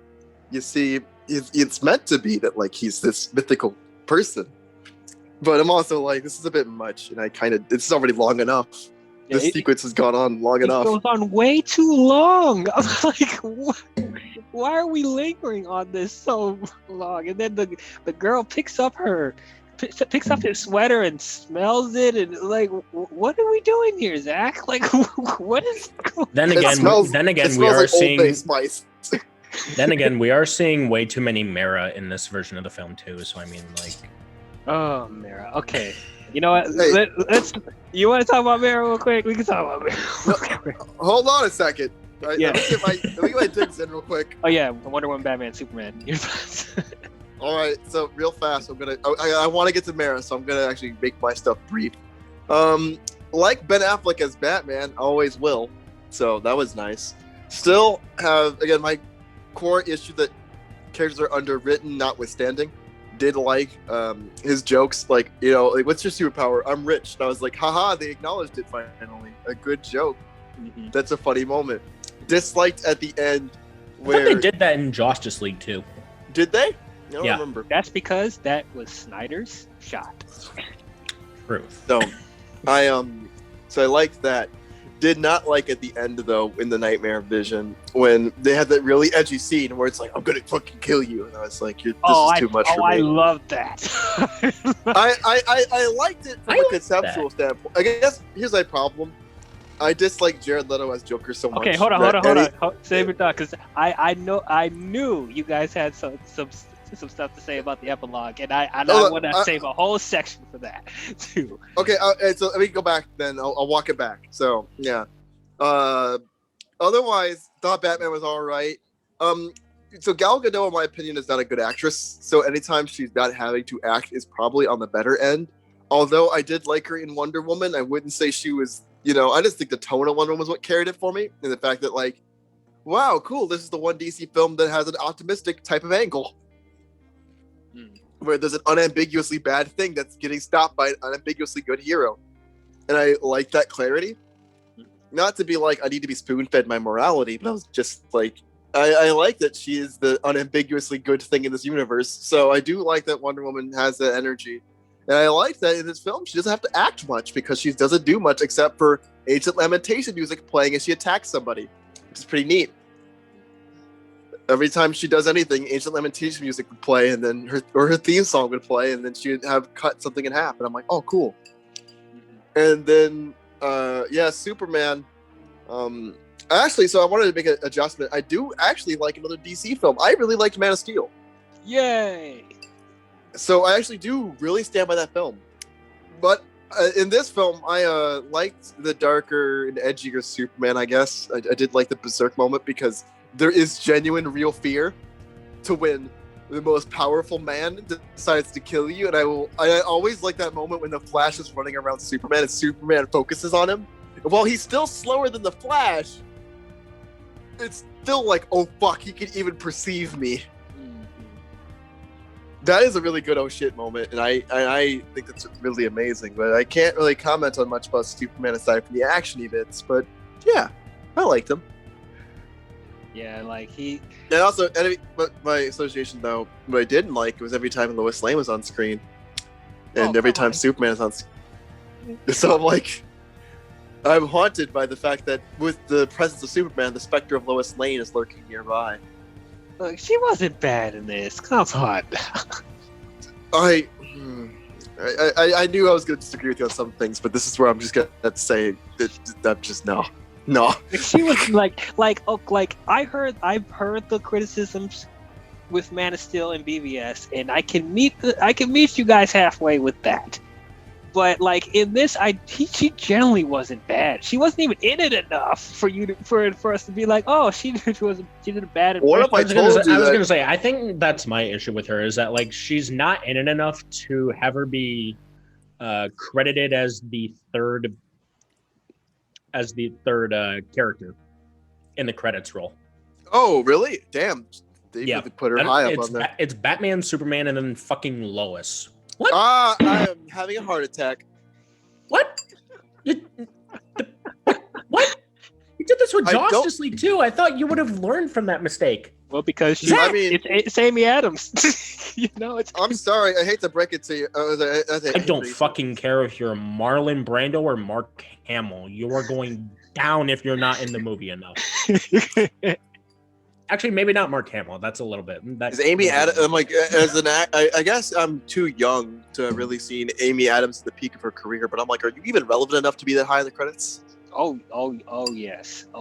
Like outside of the DCEU, I haven't seen a lot of her. She's great. She has Enchanted. Yeah, she's a great actress. Just like how people forget that outside of the prequels and the Thor films, Natalie Portman is actually a great actress. But, Natalie Portman's fine. She is arguably my favorite female actress. Mm-hmm. Well, I wouldn't say she's my favorite. Arguably. I feel like Anna Kendrick might be mine. Anna Kendrick? What? Anna I just find her funny. I mean, I like Anna Kendrick too. For a kids movie, sure. Oh god! If your film wasn't rated any harsher than like PG, then sure, it'll work. Yeah, I'm saying for like a role. I'm saying what the fuck? No, I'm just saying favorite female actress. Like, I like Anna Kendrick quite a bit, but I don't know if she's my favorite actress. I'm like, that's the first thing that came to mind. I'd have to actually sit down and look at a list of all the actresses I've really enjoyed and been like, okay, this is the one. But at the moment, I'm like, this is the first thing that came to mind. Yeah, that's almost like saying, oh yeah, I think Vanessa Hudgens is really good.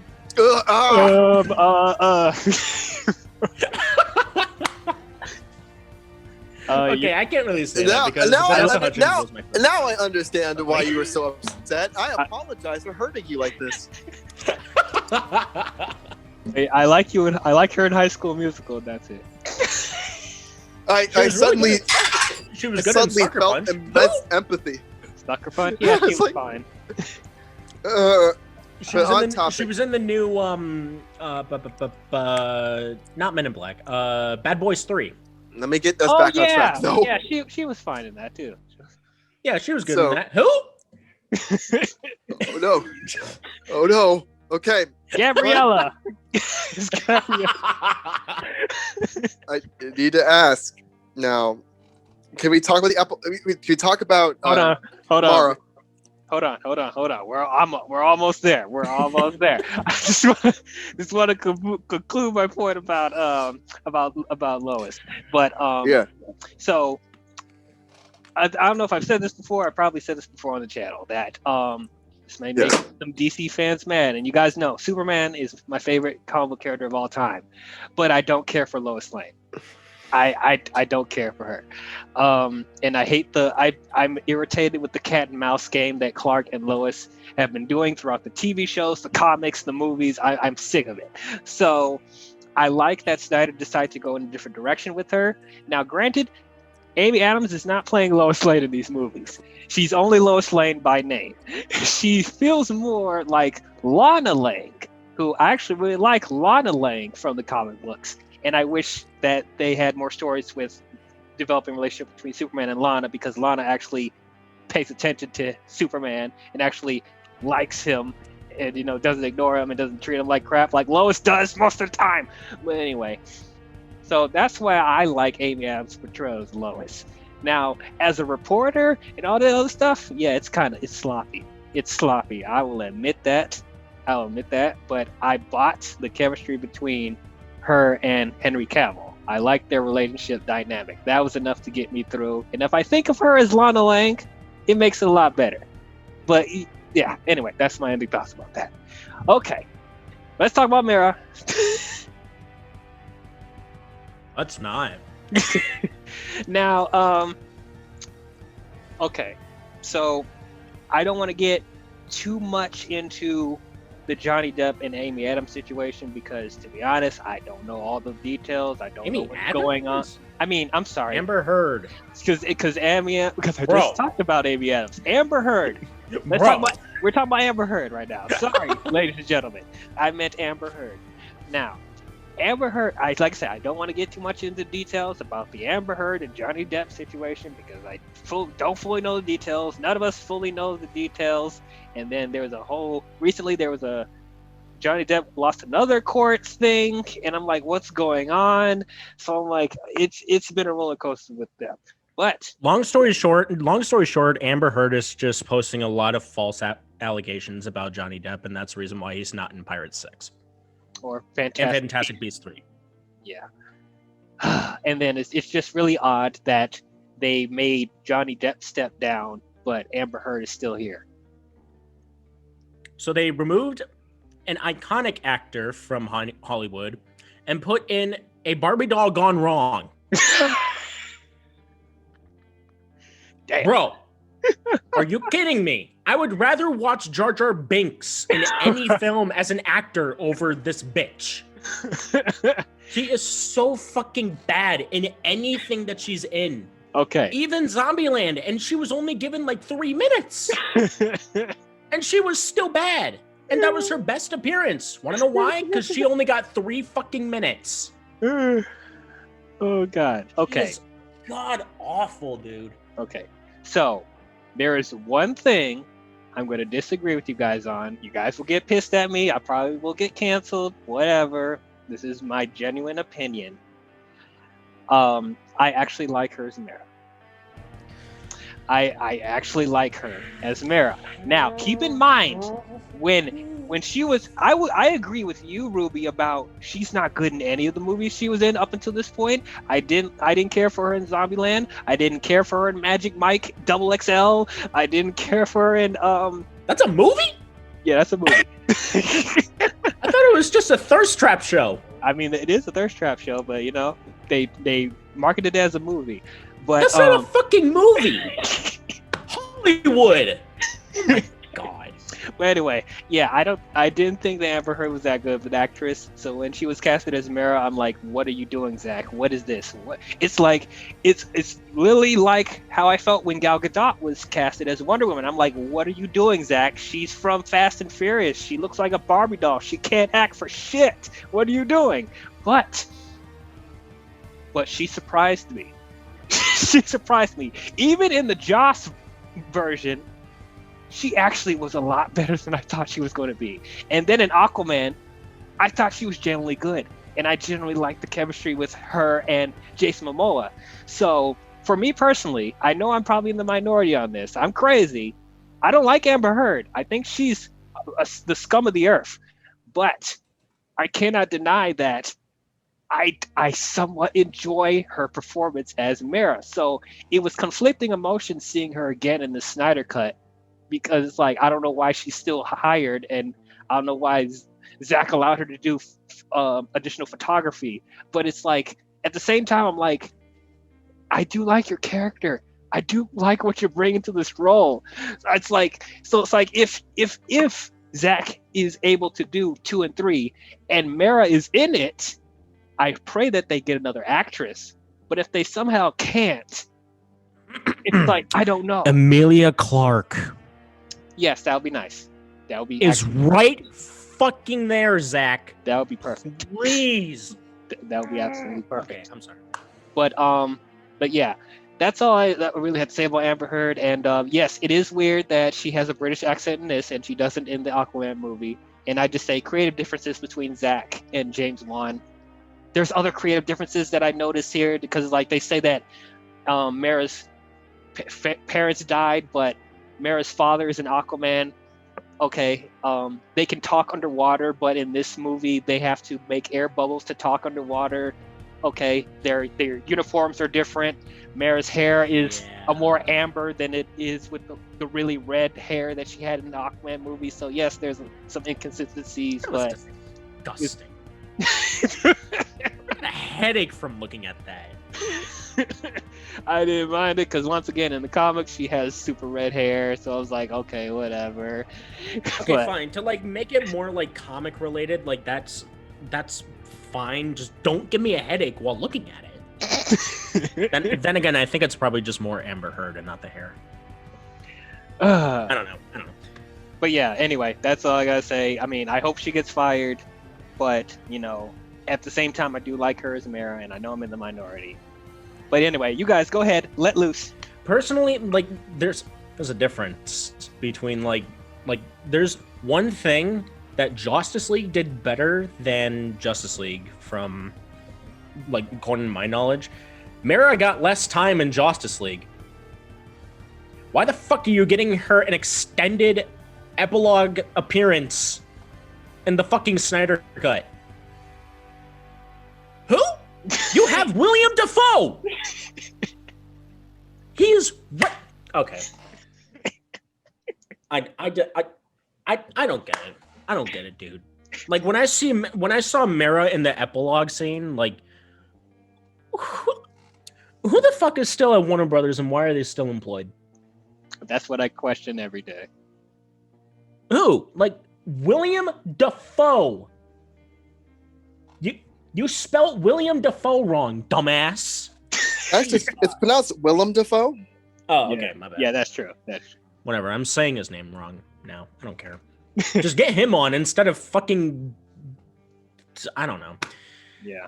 Oh, I'm so done with her, dude. She irritates the shit out of me.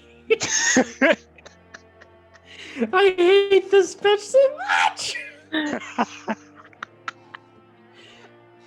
Where was Emilia Clarke when we needed her the most? Yeah, Get her off of Game of Thrones. Game of Thrones ended years. Game of Thrones. Yeah. When did Game of Thrones end? Was that 2017, 18? I think 2018. I think. You could have thrown her in there for like a good couple seconds in Justice League, and then have her do Aquaman afterwards. Come on, guys. I don't think she's doing anything right now. She hasn't done anything since Solo? I think she did she did that one Christmas movie with that guy. Oh yeah, that one mediocre Christmas movie. Yeah, I know what you're talking about. And wait, oh yeah, Terminator Genisys was before that, but so that was whatever.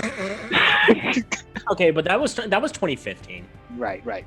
That was before Force Awakens. So yeah, but yeah, I haven't heard anything else she was in, so I'm like, yeah, they could bring her, they could easily just plop her in, and they are, Jason and Amelia already have chemistry, so yeah. I don't know what's going on. I don't know. Does Amber Heard have Warner Brothers under a chokehold? Like I don't know. Sucking somebody's dick or something. Honestly, yeah, probably everyone's. But yeah, I wouldn't go that far. Yeah, I mean, you sure? I'm just being facetious, but like. I know. I'm like, that's a hell of a charge. But no, I'm like, so to the Mara, she's all right. I don't have any strong feelings about her. Like Mara as a character is fine. It's just Amber Heard. Even dislike Amber Heard, but like I'm like, that situation is complicated, and like until I know more, I have my thing is I'm just like, I dislike her on the basis that she's probably abusive. I'm also like, but for what it sounds like, Johnny Depp did some shit too. So I'm like, I don't trust this. Right. I think it's fucked up all around. Right. I think they're just both been really toxic, and it's like it's easy to point fingers at Amber because we're hearing more stuff with her than Johnny. About her, yeah. I'm like, it's like in a lot of, the thing is, a lot of abusive relationships, like a lot of relationships that a Hollywood abuse relationship, I would say, like it's like abuse. Usually, there's one person that's abusive relationships, and like that toxicity can come out multiple ways.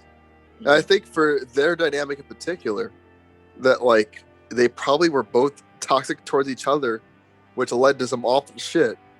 And so I'm like, I don't want to absolve Johnny Depp of anything because I'm like, you probably did shit too. Yeah, I mean, I think it's, and so that's why I'm like, I can't quite go after Amber Heard because I'm like, I don't know to the extent of which they did each other wrong, but what I can comment on is her performance in this. Mm-hmm. So I'll say as much as this, she's okay. Don't get me wrong, I'm with Ruby. Willem Dafoe is right there. Right. I'm like, just give him more screen time. 100%. Oh yeah. How badass it would have been if he was in the Nightmare sequence with them instead of Amber Heard. I just like Willem Dafoe everywhere. I'm like, just put him in everything. I just need an excuse. No, I Literally, did. yeah. Yeah. But I need again, to see him as an Imperial officer in Star Wars. I need to see him as that. Willem Dafoe could play everybody. Just make a movie out of Willem Dafoe only. I'm ready. He could play Shark Boy for all I know. Oh my god! Old man Shark Boy. Old man Shark Boy. Did you mean Shark Man? I mean, they didn't call him Shark Man in the We Can Be Heroes movie, so. And he was. I didn't watch that. I haven't seen it yet. It is so bad, but I enjoyed the hell out of it. Oh. I enjoyed the hell out of it, though. It is. That's exactly what I was anticipating too. Yep, it is so insane. Given that, I'm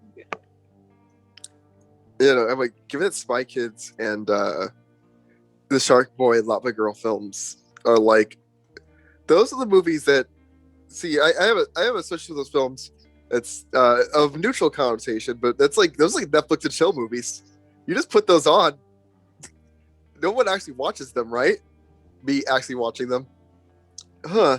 I mean, I have a soft spot for Spy Kids, but I do too. Oh, we all do. Honestly, yeah. For me, I think it's especially just for Spy Kids 3D. That might just be me, though. Yeah. But on topic, though. Oh, sorry, actually, Dwayne, you can go ahead. Sorry. I was just gonna say I did remember seeing Spy Kids 3D in theaters, and I loved it as a kid. But Yeah. So- Oh my god, that was like childhood heaven. Mhm. It was hype. But anyway, go ahead. Hype, Continue. Yeah, so I wanted to say, when do we get to talk about the epilogue? Because I'm ready. Okay, so before we get, I know I keep saying, well, we'll get to it, but I just want to get you guys' thoughts on because we didn't talk about Steppenwolf. How did you feel about Steppenwolf? He's a bitch. Oh, damn. Yes, but he's much better in this movie. Still Yeah. a bitch, though. I mean, true, but I enjoyed his character. He's a bitch, but like in this version, there's a reason for that. Yeah, I Like mean, it feels yeah. like it feels like he's proving his worth, because like there was a point where like you actually felt like he was going to win. right, and he's actually like imposing as hell. like he was an actual threat this time. Yeah, he does feel like a bit more of a threat, but still, like, he doesn't have I just like his vocal filter as well. I just find his voice irritating. Oh, I thought it was better than what it was in Justice League. Like, I don't remember what it Yeah, was in and at the Justice same League. time, you didn't really get a lot of voice lines from Steppenwolf in either versions. Yeah, I just Not enough to dislike- get annoyed by it. I found it annoying, but maybe it was worse in Justice League. It was probably Justice League. Oh! you're not worthy to touch, mother. Oh, God. Oh yeah, no, that was okay. Now that you did that, I'm having the post-traumatic flashback. Yeah, no, oh yeah, this is an gross. improvement. I mean, I don't know how you improved from shit to dirt, but yeah, it's like I I'll don't like take his dirt. I I'll will take dirt. Yeah, it went from shit to dirt. Then yeah, And granted, like in His design is a lot more intriguing too. oh yeah, I still think it looks kind of rough. He is I will- fucking massive, bro. in the He is armor, huge. man. The armor. That armor was sick. I don't I care what disagree. anyone says. I love that armor. Well, I I'm don't sorry. love it, but like it's all right. I'm sorry, I have to say here that the original looks bad, and I'm like, this still doesn't look good, but it does look a little better. It's like a marginal improvement. I'm like, still not happy about the armor, but you tried. Yeah, I mean, if we're going by the comic books, like, I mean, there's not really much to go off of because he looks like Ares dressed in red. So it's like, it's a little bit more of an interesting design, I guess, in my opinion. And it's like he's not even that big of a character to be where I really care about how much of a departure it is. And I mean, I just personally didn't like his design in the Joss version. It just looked too fake to me, and he didn't look scary at all. He didn't feel imposing. He just looked like a pale Liam Neeson with a dorky-looking helmet. So it's like, Damn. Yeah, you didn't feel like you were watching a character in Justice League. right, like this one, they actually tried to give him character. Is he like a great villain now? No, No, but he absolutely actually feels like a character this time. not. Yes. And I like Desaad as well. And just another thing is like I never thought I would see Desaad in a live action film, and I thought he was utilized really well. Freaking Granny Goodness, like they put Granny Goodness in a Justice League movie. This is freaking insane. And I like that they had different designs for the parademons. Like it wasn't just one species; it had different species. One looked like That's a true. grasshopper. I did one- appreciate that. Yeah, makes it look scary. Creature variety was on point. Oh yeah. Okay, and then one last thing. Well, this is part of the epilogue, so I guess now we could talk about the epilogue.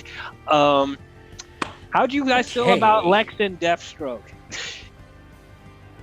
I was I fine hate with it. Lex Luthor. Even in Still that not- little scene, you don't think that was an improvement? No,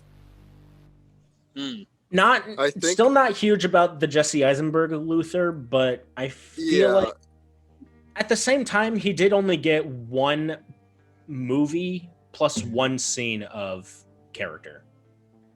I just never liked that interpretation of Lex Luthor. Like, I get it. It just see. I don't know. It's like for me, I wasn't really a big fan of the DC comics so much as I was a fan of the cartoons. So my interpretation of Lex is like the smooth talking, would totally run for president archetype, and I get how A they George try to adapt Lex Clooney Luthor. type of not exactly, but like Oh, you I know. what I mean. get what you meant when you said that. I got what exactly you meant. I was like, yeah, no. Mhm. Clancy Brown's Lex Luthor is the definitive Lex Luthor for me. Is Just that like the how Mark Smallville Hamill's Joker. That's small. Clancy Brown's one is the guy that voices Lex Luthor. He voices Lex Luthor in the Superman cartoons and Justice League Oh cartoon. man, how did I not know that? Yeah, because I love his Lex Luthor. I love his Lex Luthor. Yeah, Clancy Brown is the definitive Lex Luthor for me, as how Mark Hamill's Joker is the definitive Joker for me. Yes. But I'm like, so, yeah, you're not going to top Clancy Brown, give up on that immediately. But like, what do we have here? I just dislike the fact that because I guess I dislike this type of character archetype because even skittish people in real life, as somebody who is considered skittish, don't act this cartoonishly skittish, especially in like a real life interpretation of like these characters. Because the same issue I have with the Flash is that they both have the same like skittish, nervous tick. And I'm like, so you want to write these eccentric characters, but your only key for eccentric is all over the place at once. And I'm like, there's so many different ways to write eccentric over the top characters. And yet you chose the same way for two different characters. And I almost want to like call out Zack Snyder for that, where I'm like, so, because I get it's like Lex Luthor is this like, and yeah, Flash and Lex Luthor are different characters for sure, but I'm just like, they're both upsetting to me in the exact same way. Where I'm like, oh, I just want you to stop talking. I just need you to shut the fuck up. So yeah, I'm not very fond of Lex Luthor. It's just the fault of the writing. It's not really anything we can do about it. So there is no performance Jesse Eisenberg could have given other than not being skittish that would have saved Lex Luthor for me. So there was I was just gonna ask real quick because like when Batman v Superman was coming out, people were expecting him to give a similar performance to how he was in The Social Network. If he did that, that still wouldn't have been an improvement for you? Oh, so now in Social Network he's playing Mark Zuckerberg is super like isolated and calm.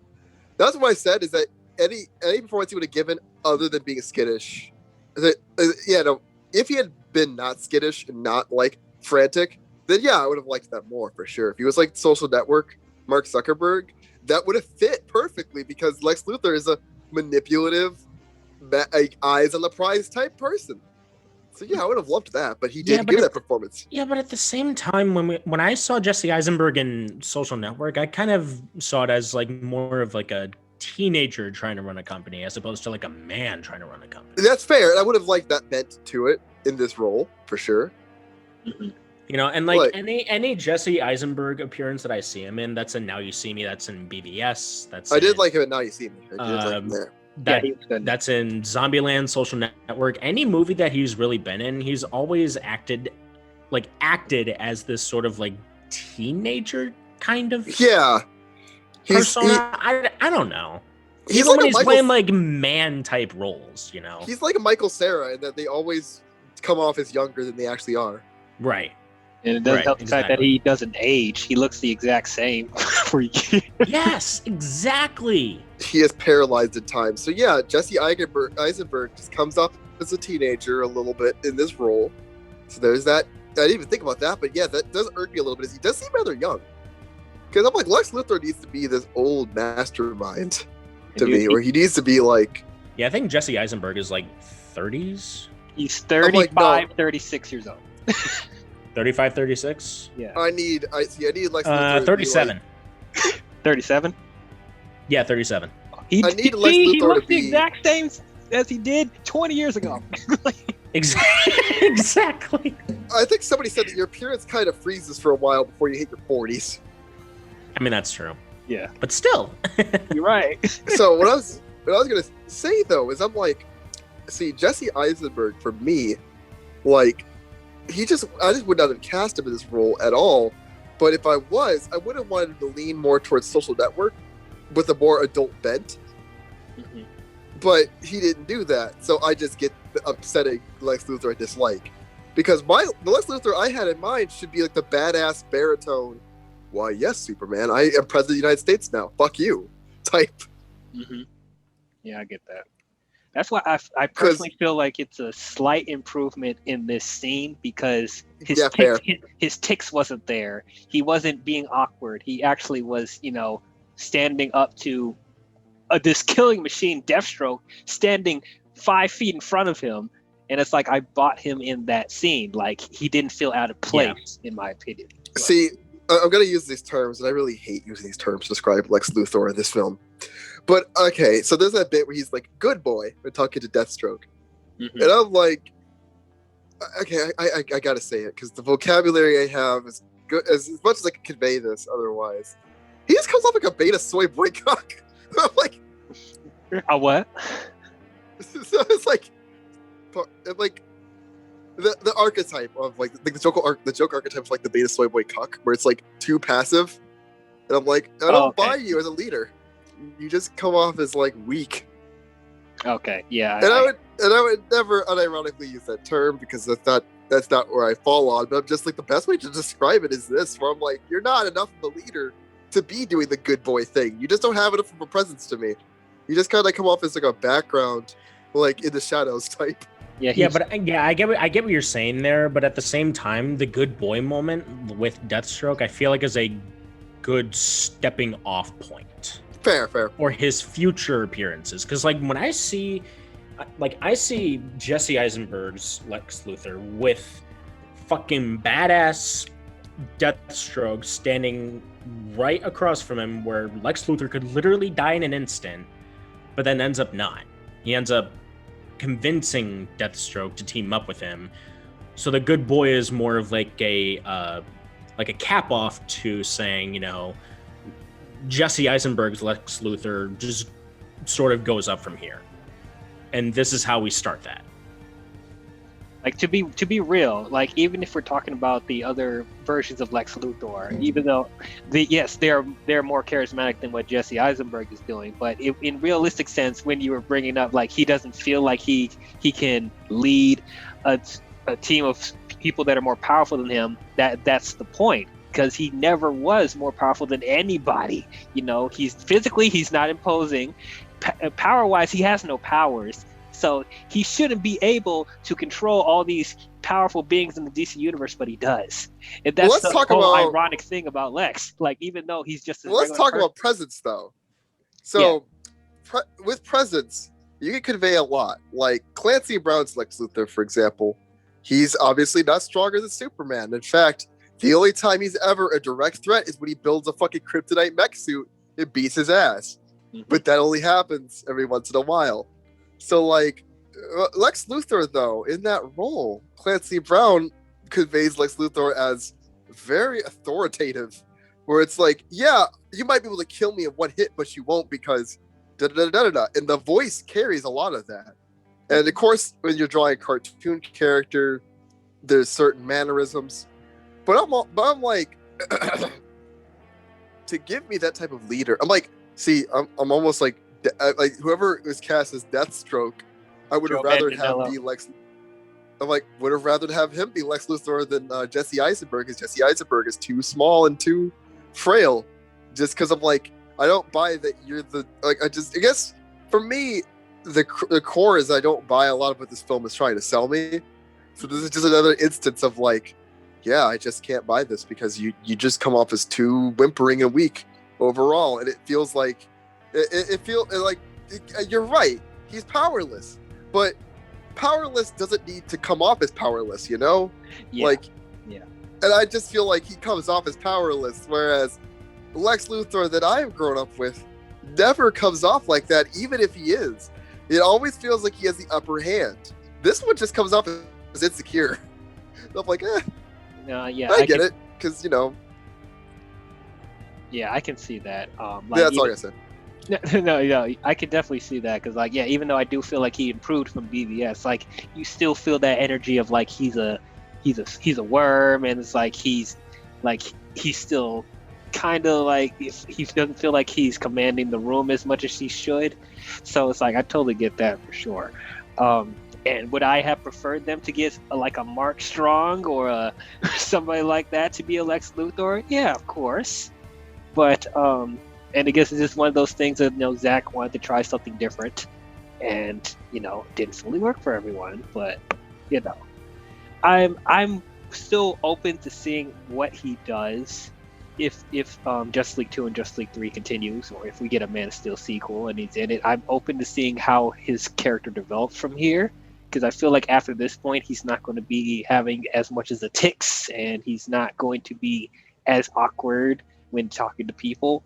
So it just depends, but it's whatever. And then Joe Manganiello, that's another odd casting in my opinion, because I like Joe Manganiello, but once again, it's like I don't feel like he's that strong of an actor to do a character like this. But it's another one of those things where his presence sold me to where, yes, I do want to see what he can do in this role.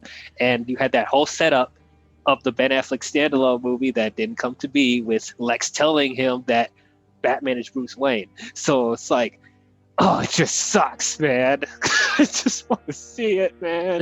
This is actually the same guy that played as Flash Thompson in Sam Raimi's Spider-Man.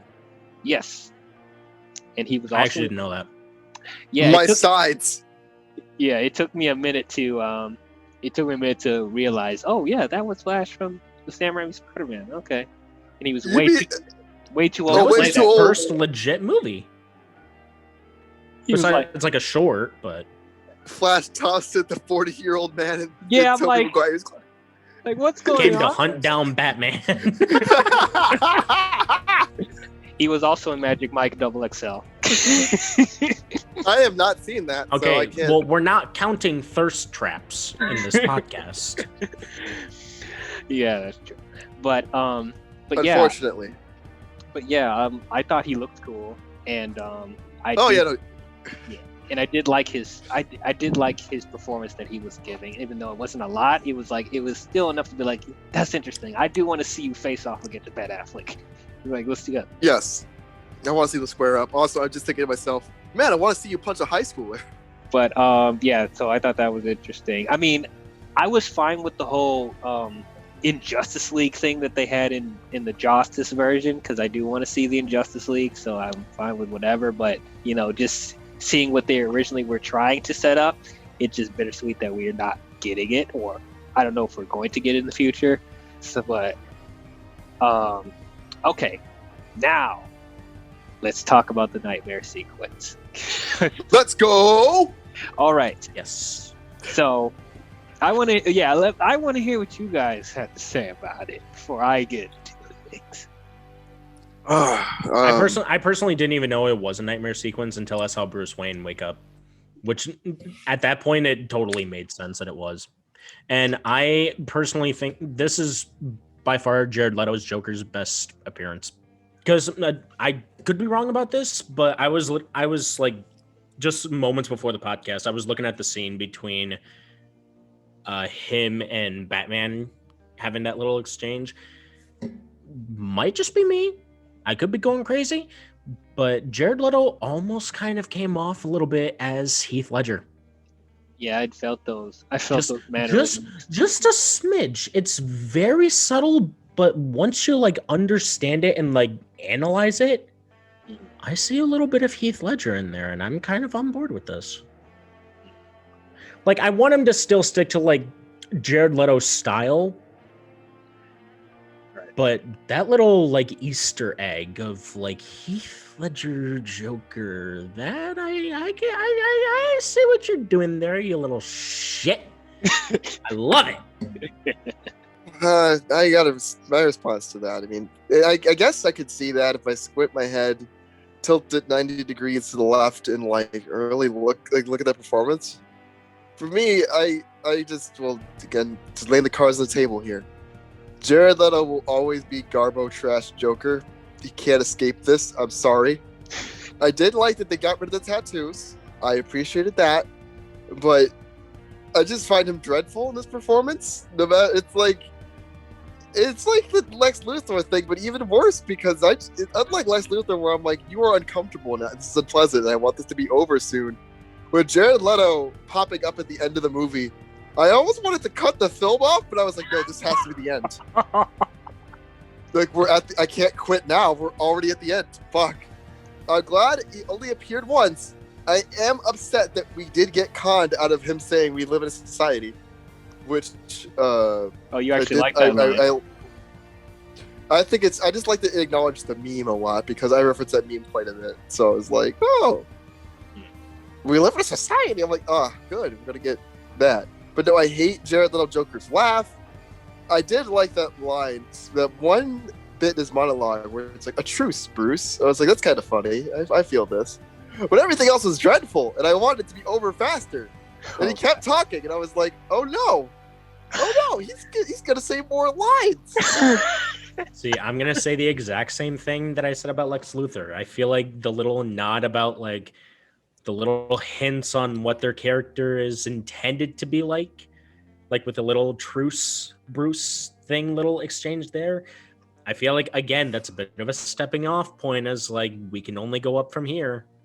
I have hope in Jesse Eisenberg's Lex Luthor. I have hope in Jared Leto's Joker. I'm not saying it could be better than like a bunch of other Joker appearances or Lex Luthor appearances, but I would like to see where they go. I'll say this: I have more hope for Jesse Eisenberg's Lex Luthor by a country mile over this Joker.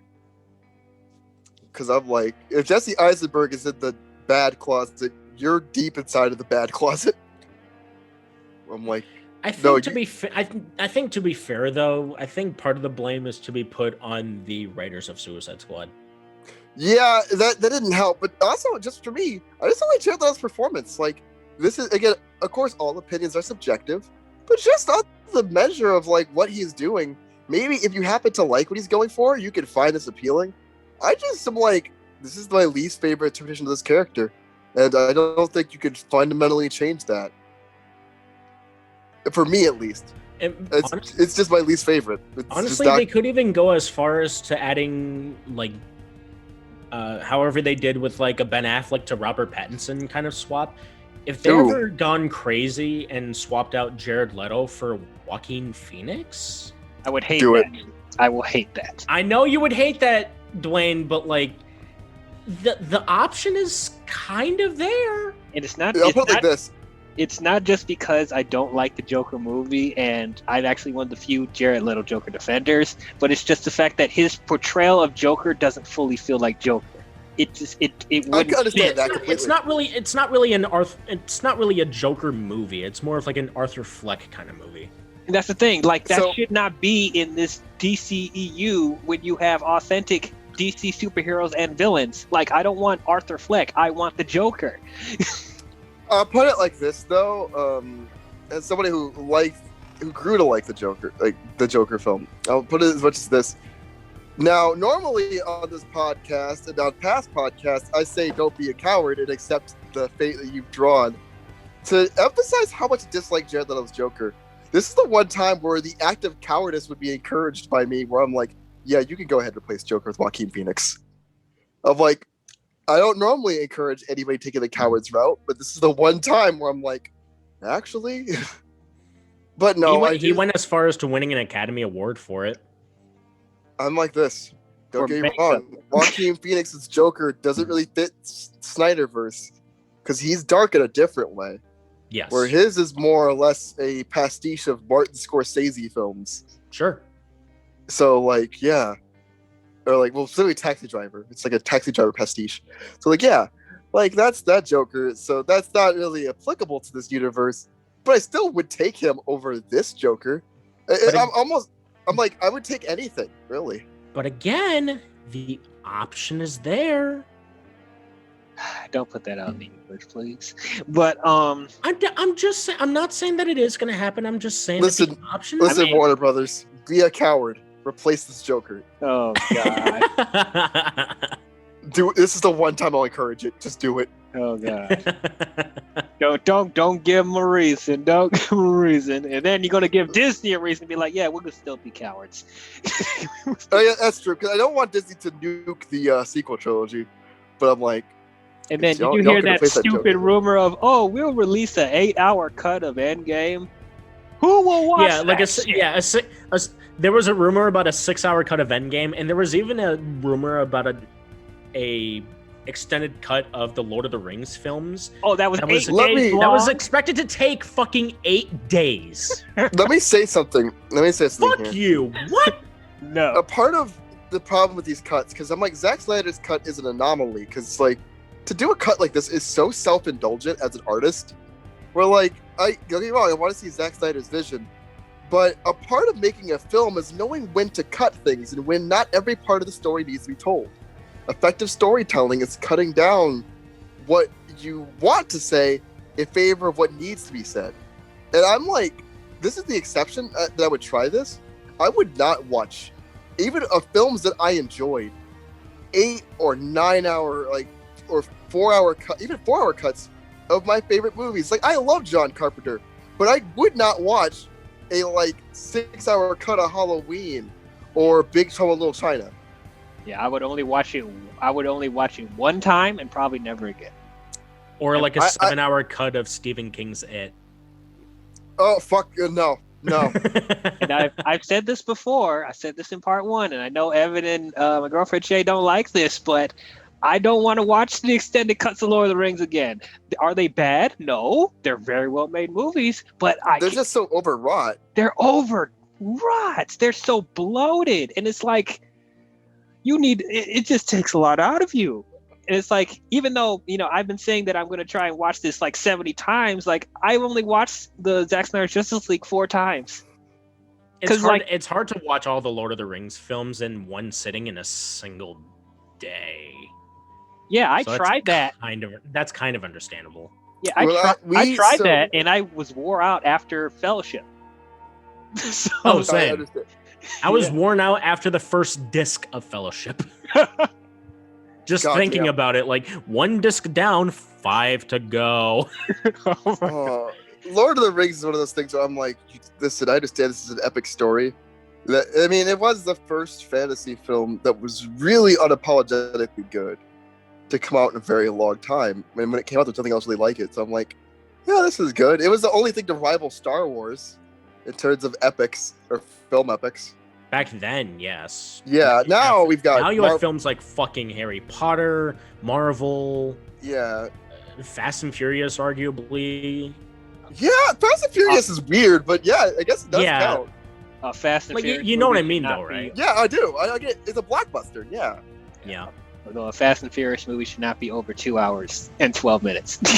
Oh, the, Transformers No. movies as well. Oh, Even though God. they're Oh. God. they're not critically acclaimed, but my God, they're getting so much money. It's kind of money. They had like 1 good movie and then 1 guilty pleasure, and then that's it. I mean, I haven't enjoyed a Transformers film past the first one because the first one was all right. That's the It is- guilty pleasure one. That's a good Yeah, the second one was the most miserable film I'd ever seen. At least at that point in time. Now I can. Now, You sure? Julie- Age of Extinction? Oh, No, no. hold on. Or The Last At the Night? time, The Last Night? I didn't watch those ones because after I got that badly burned, I knew better than to go back. I was like, why would I shove my hand into this turd again? And then, Okay, that's fair. and then Bumblebee, yeah, it's a good movie, but we're still under the fatigue of the Michael Bay films, and they're still putting the humans front and center when the Transformers should be.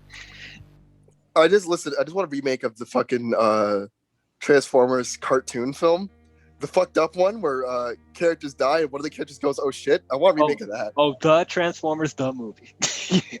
Yeah, the Transformers movie.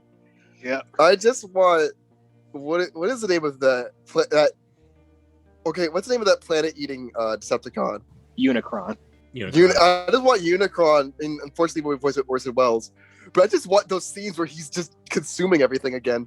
Terrifying, absolutely terrifying. That would be so freaking awesome, man. Also, Unicron's theme is one of the best movie themes ever. Oh yeah, I like his theme a lot. God, his theme is fucking unbeatable. Mm-hmm.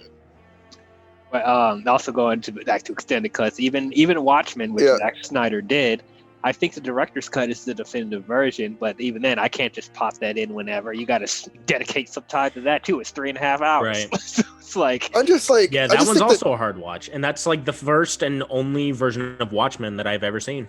Good. I think here's my take on this is that it's like I just think that certain films yeah, certain films, I think a director's cut is necessary because studios get involved. But for somebody like Zack Snyder, who I'm like, aside from Justice League, because that's the one where I'm like, you're justified.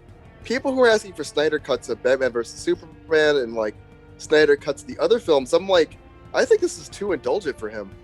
I'm like, I think you got your one story fleshed out, justified.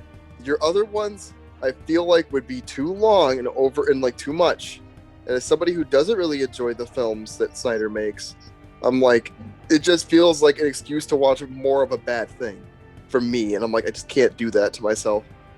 But again, as somebody who wants to enjoy Zack Snyder, Zack Snyder, because I really want to like this guy, because I had like a couple years ago, my two close roommates who I lived with the dorms told me Batman vs Superman was the best superhero film ever made, and I wanted to believe them, but I didn't. Look, I like the movie, and I like the movie, and I can't say that. I hated it. I really hated it with a burning passion. But like, I was upset at them. I was like, why did you lie to me? But now I'm like, oh, I feel mean because I shouldn't have been like that to them. Because for some people who appreciate what Zack Snyder is doing, he probably is the best translator of comic book visuals to a visual media, to a motion media. Mm-hmm. I think Zack Snyder probably hits the nail on the head in a way for certain people that just can't be matched anywhere else. But for me, I'm like, there's nothing here for me. But so this epilogue, to get on topic with this epilogue. Right. Like, yeah. So, look, there's another thing I get hate on, and I really don't care. I liked Jared Leto in Suicide Squad. Now, he was... I did. Now, was he unfocused? Absolutely. Did he have weird mannerisms? Absolutely. Did I like all of his tattoos? No. I would have cut that down a lot. But I thought his portrayal was interesting, but at the same time, there's not much I could say about it because they cut out most of his material. So it makes it look like it's more awful than what it actually is. But I know his portrayal is such an extreme far to the left. I understand why it doesn't work for everyone. So I'm not going to try and argue it too much. But I even know other people that like Jared Leto's Joker, so I'm not the only one. I'm not the only one.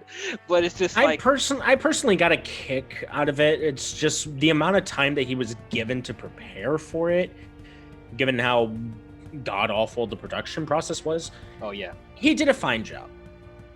Yeah, and it wasn't the last time that we were fucking seeing it, guys. Right. Like, at least, yeah, I think this Snyder Cut is his redemption some way, because like, I seriously don't feel like there's anything that bad about his performance in this. I actually argue to say his performance in the Snyder Cut was pretty good.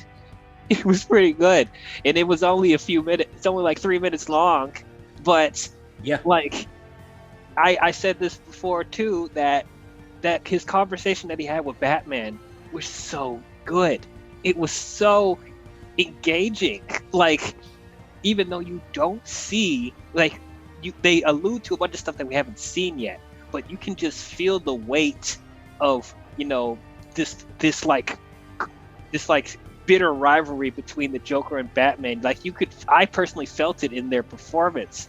And I felt like with Jared Leto, I felt like it similar with Lex. I feel like he's more focused. They took out a lot of his tics. The tattoos are gone, so his visual costume stuff wasn't distracting, and he felt more sinister with what Zack wrote for him.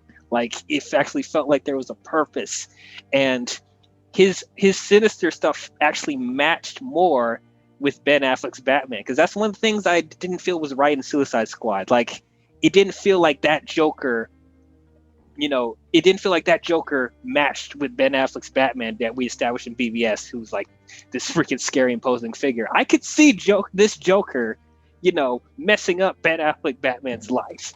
And it's like the whole egging him on with, killing Robin. It's like, you're not going to kill me. I'm your best friend. Besides, who's going to give you the reach around? I know people didn't like that line, but that's something Joker would say. He's insane. He always eggs Batman on with something stupid and ridiculous. Like, but this didn't feel out of place in my opinion. Like, I don't know. I just felt like Jared Leto improved a lot in this, and I am open to seeing more of what he could do. And it's just, I think it's just the fact that there's not enough of him, and we're only judging him on this small amount. Where it's like, yeah, it's easy to nitpick things, but it's just like judging it, objectively. It's like I don't feel like there's anything that awful about it. I mean, yeah, you can. I mean, yes, there's still some little things like I'll be the bigger man, but I'm like, okay, that's probably like the one thing where I'm like, okay, that's kind of odd. But once again, that's something Joker would do. He acts weird. He's psychotic. He's a wild card. Yeah. He plays the wild card, and I like even when Superman drops down, is about to kill all of them. Joker's just sitting there like, like he doesn't even care. Because you don't even know what he's gonna do. That's why. That's mostly what I like about the Joker. Immense. Okay, and that's another thing about the laugh, because I keep hearing that the laugh is awful. Okay, I get it. It does sound. It's ear-raking. Yes, I get that. Though I think it fit better in this nightmare vision because this is a more war-weary Joker. This sure was a nightmare. That's why. And I felt like, that laugh with him just being, it just gave a more of an edgy eeriness to it. I don't know. I mean, yes, is there more iconic laughs? Yes. Mark Hamill's is the best. Yes. Heath Ledger's was pretty good. Jack Nicholson, yes, had a really great laugh. But like in this context, those are like the three best ones. Right. But like in this context, with this being in the nightmare vision, it's like I feel like his mannerisms and tics fit better than what it did in Suicide Squad. But people saying that he looks like Marilyn Manson, it's like, yeah, they're in the nightmare world. Everyone looks weird. Like that's fine. Yeah. I mean, here's the thing. It's a dream sequence for crying out loud. They're in the middle of the apocalypse. I want to address something really fast because you said, objectively, there's not much to hate here. But I'm like, well, it's a matter of opinion. It's a subjective thing because it's like I personally, this is just unpleasant Joker. So I'm just like, every second you're talking, I'm taking damage.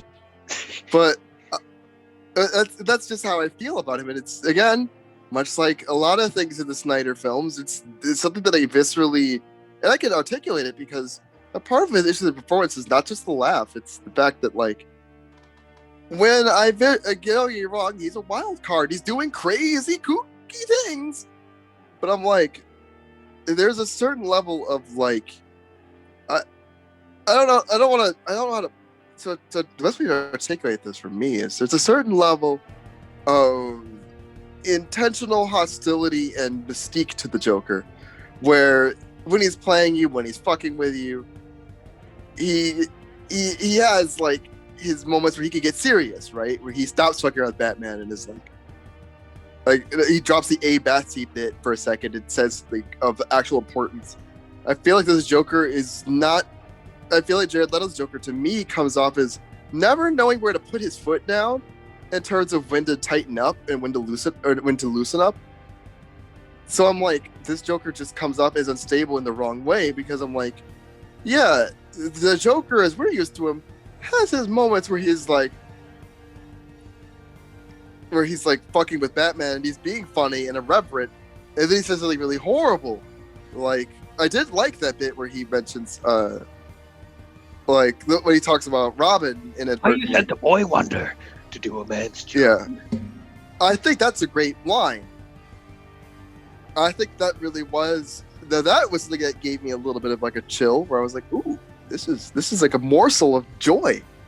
Well, not really joy, but like a morsel of like a good thing in this scene, where I'm like, "That's the exact type of dig I expect the Joker to make." And yeah, of course, and this isn't really a critique, so it's his personal take, but I'm like, while I'd rather any other Joker deliver that line, he did it perfectly.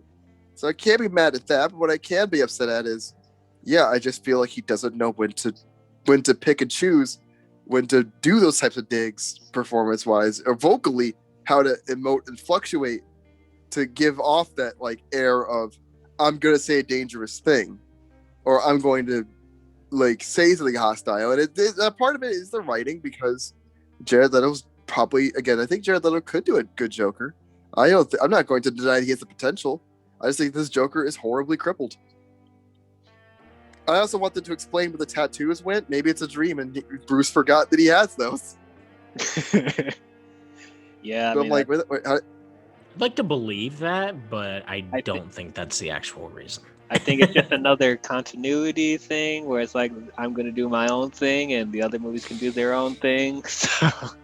Or maybe they were in relation to Harley Quinn or some shit or whatever. I don't know. Harley Quinn still has tattoos. surgery. Yeah, Harley Quinn still has tattoos. That's fair. That's fair. Pudding. But that's the thing, they cut down her tattoos. She doesn't have as much as she did in the David Ayers thing, because I saw the Suicide Squad, the James Gunn one trailer thing, and she doesn't have as much tattoos as she did in Suicide Squad. So yeah, maybe he had them removed. I don't know. I don't know. Why is Aquaman's eyes white in this, but it's yellow in Aquaman? I don't in the Aquaman movie, but I don't know. Well, no, I guess this is one of those things. I guess we got to agree to disagree on Jared Leto stuff. I feel like it's like I don't know. I guess it's an acquired taste again. But I feel like I'm more open to Jared Leto's thing after seeing this. Just my opinion. I just feel like he improved a lot. And then I you do said, too. Yeah, and it's like, I know you said you didn't like the when Batman was like, and make no mistake, I will fucking kill you. But I actually love that too. I got a kick out of that fucking line. Like, oh my god! I find it, again, it's like he went as far as to cursing in front of this man. Like, you better run. I think what it is for me is that it's like, here's where I think a core issue for Zack Snyder's films is that they're too dark, and not in the way that I like dark works. Again, I'm somebody who's a big fan of stuff like Berserk and Devilman, and I really like more bleak tonally things. And like, I'm just like, I don't know. I just feel like it's edgy. That's what it is. It's just this weird edginess to it that throws me off. But yeah, I can see why people like that. I think it's a if you like this type of thing, this is totally a rich moment for you. I mean, that's what it is. It's just not for this. I think this whole nightmare sequence was just not for me. And I'm like, I'm just sitting here at this dinner table like, wow, you made this fantastic dish. I'm allergic to all of it. Yeah, I mean, I guess I feel like, Snyder's aesthetic and the dark, dark somber tone of and metal tone of his DC movies. I get it's not for everyone. For me, it's like, because I've seen so many versions of this character and all the other characters, like Batman specifically, like I'm almost feeling Batman fatigue in certain moments, like but it's just, I like that they went this approach because it's something we haven't seen from a live action Batman before, like him being an older Batman, being Batman for 20 years, and him feeling like he's on the edge, and him not being consistent with his no killing rule. I've said before, I don't give a shit about his no killing rule. Y'all can be mad at that. I don't care. I don't give a shit about his no killing rule. But I just like seeing this edge from Batman, like the deconstruction of the character. I find that really interesting because we've always seen. How is it a deconstruction? Because, well, okay, so it's probably not like in your face that it's a deconstruction, but it kind of feels that way because ever since Batman v Superman, he's doing all these things that most Batman fans aren't used to or don't like what he's doing. And like, it's kind of the movie's kind of making you question like how much of a morale Batman actually has. How much of a role model is Batman? If we really think about it, Batman is a crazy person. He's a grown man dressed as a bat, beating up criminals every night. So it's like, I like that they're actually just showing how insane Batman could be. Or it's like, he's not this perfect figure that everyone claims that he is. I know some people don't see it that way. You may not see it that way, Beef. But it's like, for me, I just like that they brought him down a few notches because to me, he almost is like a Mary Sue character in the comics and the movies. Like, he's perfect at mostly everything and he gets the job done very easily. And is like, he's shown better than most of the heroes You guys know Superman's my favorite superhero of all time, but everyone sees Batman as the better character. I don't agree with that. So I like that they just brought him down a few notches. That's just my personal taste. It may not be for everyone, and I get how people don't see it that way. That's just for me, because I've just seen so many versions of this character doing the same thing over and over again. And it's just, I just like that they went with this more edgy middle approach, because it literally feels like the movie is saying stuff that I've been thinking the entire time. Like, why doesn't Batman kill the Joker? Like, why? He let all these people that he cared about die because he let Joker live. And then this whole thing about, this no killing rule, where it's like, this is not like a perfect, you can't be in a perfect situation where you can prevent death from happening when you're fighting crime every night. That's just not realistic. And it's like, with him saying that if I kill one person, I feel like I'm never going to go back. I'm going to feel like I'm just going to be this killing machine after I kill one person. If you truly feel that way, you shouldn't be fighting crime. You really shouldn't. And I just like that in this moment with the nightmare scene, after, he killed Robin and all this other traumatic stuff that happened in his life, I just like that he's just like, okay, I'm fed up. Like, you cost me a whole bunch of shit. We're in this nightmare sequence, and I'm like, it's killing my soul that I need your help to save the world. But I'm letting you know, as soon as we get this job done, I'm going to fucking end you, because you made my life shit, and I hate myself for not doing anything about it sooner. That's what I see with this portrayal of Batman and Joker. So that's why I love it. Well, I understand now. I mean, I'm glad you can kind of see it, even though you don't have to. The first time Dwayne has ever persuaded anybody into his opinions. This is what I've been trying to say throughout these years, defending these movies. Like, this is what I've been seeing the entire time. Just because I understand doesn't mean I agree, but I understand. You don't have to agree, but I'm just glad you kind of see why I'm trying to. No, I see it. No, I totally see what you mean, and I'm glad I'm glad you got to extrapolate at that point. But now, I don't know how much longer you want to go on for. No, I think we've gotten to towards the end. Unless there's anything else you guys want to include before we close it out. Yeah, just that for me, there's like a couple notes throughout the film because I don't want to drag this on for too much longer. Sure. But yeah, no.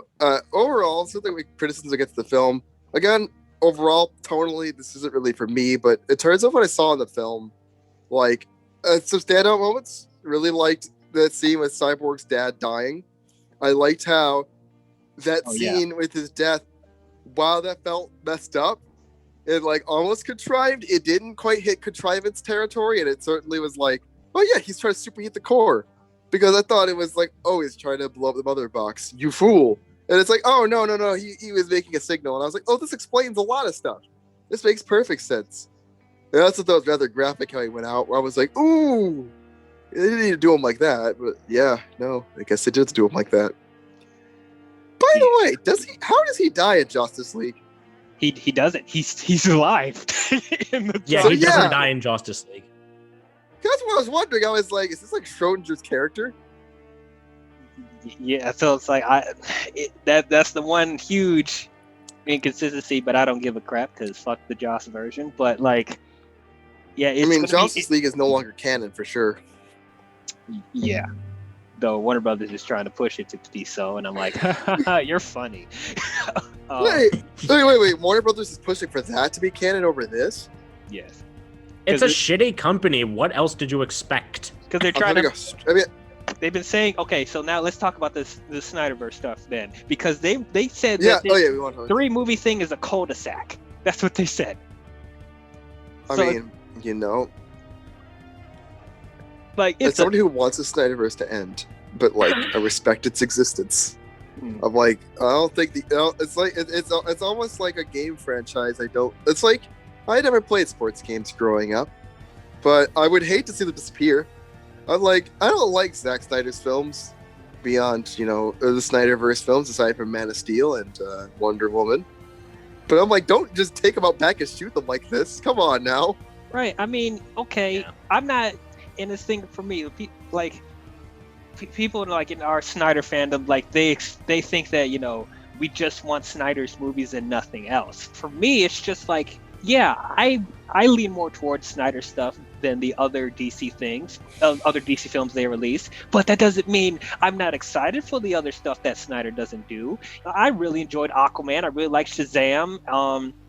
And I'm excited for James Gunn's Suicide Squad, Black Adam, Flash. So it's like, we can have all this. Like, if you're pushing this to be a multiverse, because that's what they keep pushing this to be a multiverse, why can't we have the Snyder stuff too? While you have your main DC timeline over here and the CW stuff over here. It's like, I hate the CW shows. I hate the Arrowverse.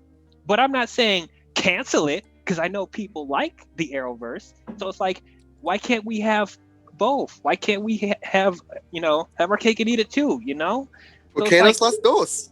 Huh? Wait, what'd you say? Volcanoes las dos. Exactly. Why not both?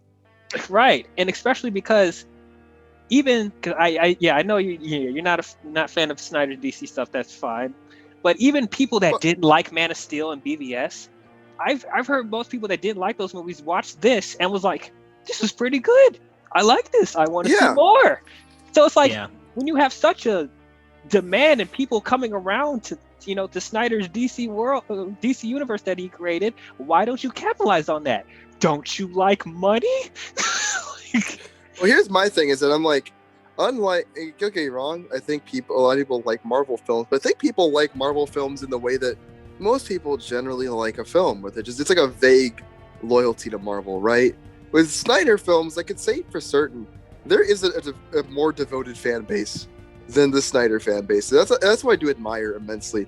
Zack Snyder, though I don't understand it, has somehow managed to captivate and cultivate this super niche audience that like really likes what he's doing. And yeah, I might not like what he's doing, but I think more than anything, you shouldn't cancel it, because this is something that you can't get anywhere else. People want more of this guy. And I think it'd be really short-sighted for them to cut him out. And personally, I like dunking on the guy. So I'm like, don't get rid of him. More material to use. I'm like, listen, this through watching these films, it reinforces my own tastes. And it's like when you eat really bitter broccoli and you realize you don't like bitter tasting things. I'm like, this is a good exercise, because for me, I have to critically think about what I don't like in these films a bit more.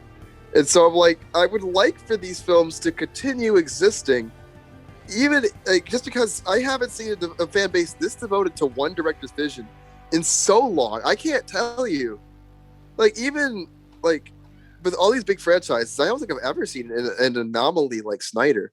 The fact that Snyder Cut had been trending on Twitter is so strange. I've never seen people I'm a Ridley Scott fan, and I like that Blade Runner got an extended cut, but I don't see people screaming for Ridley Scott's extended cuts on all this stuff.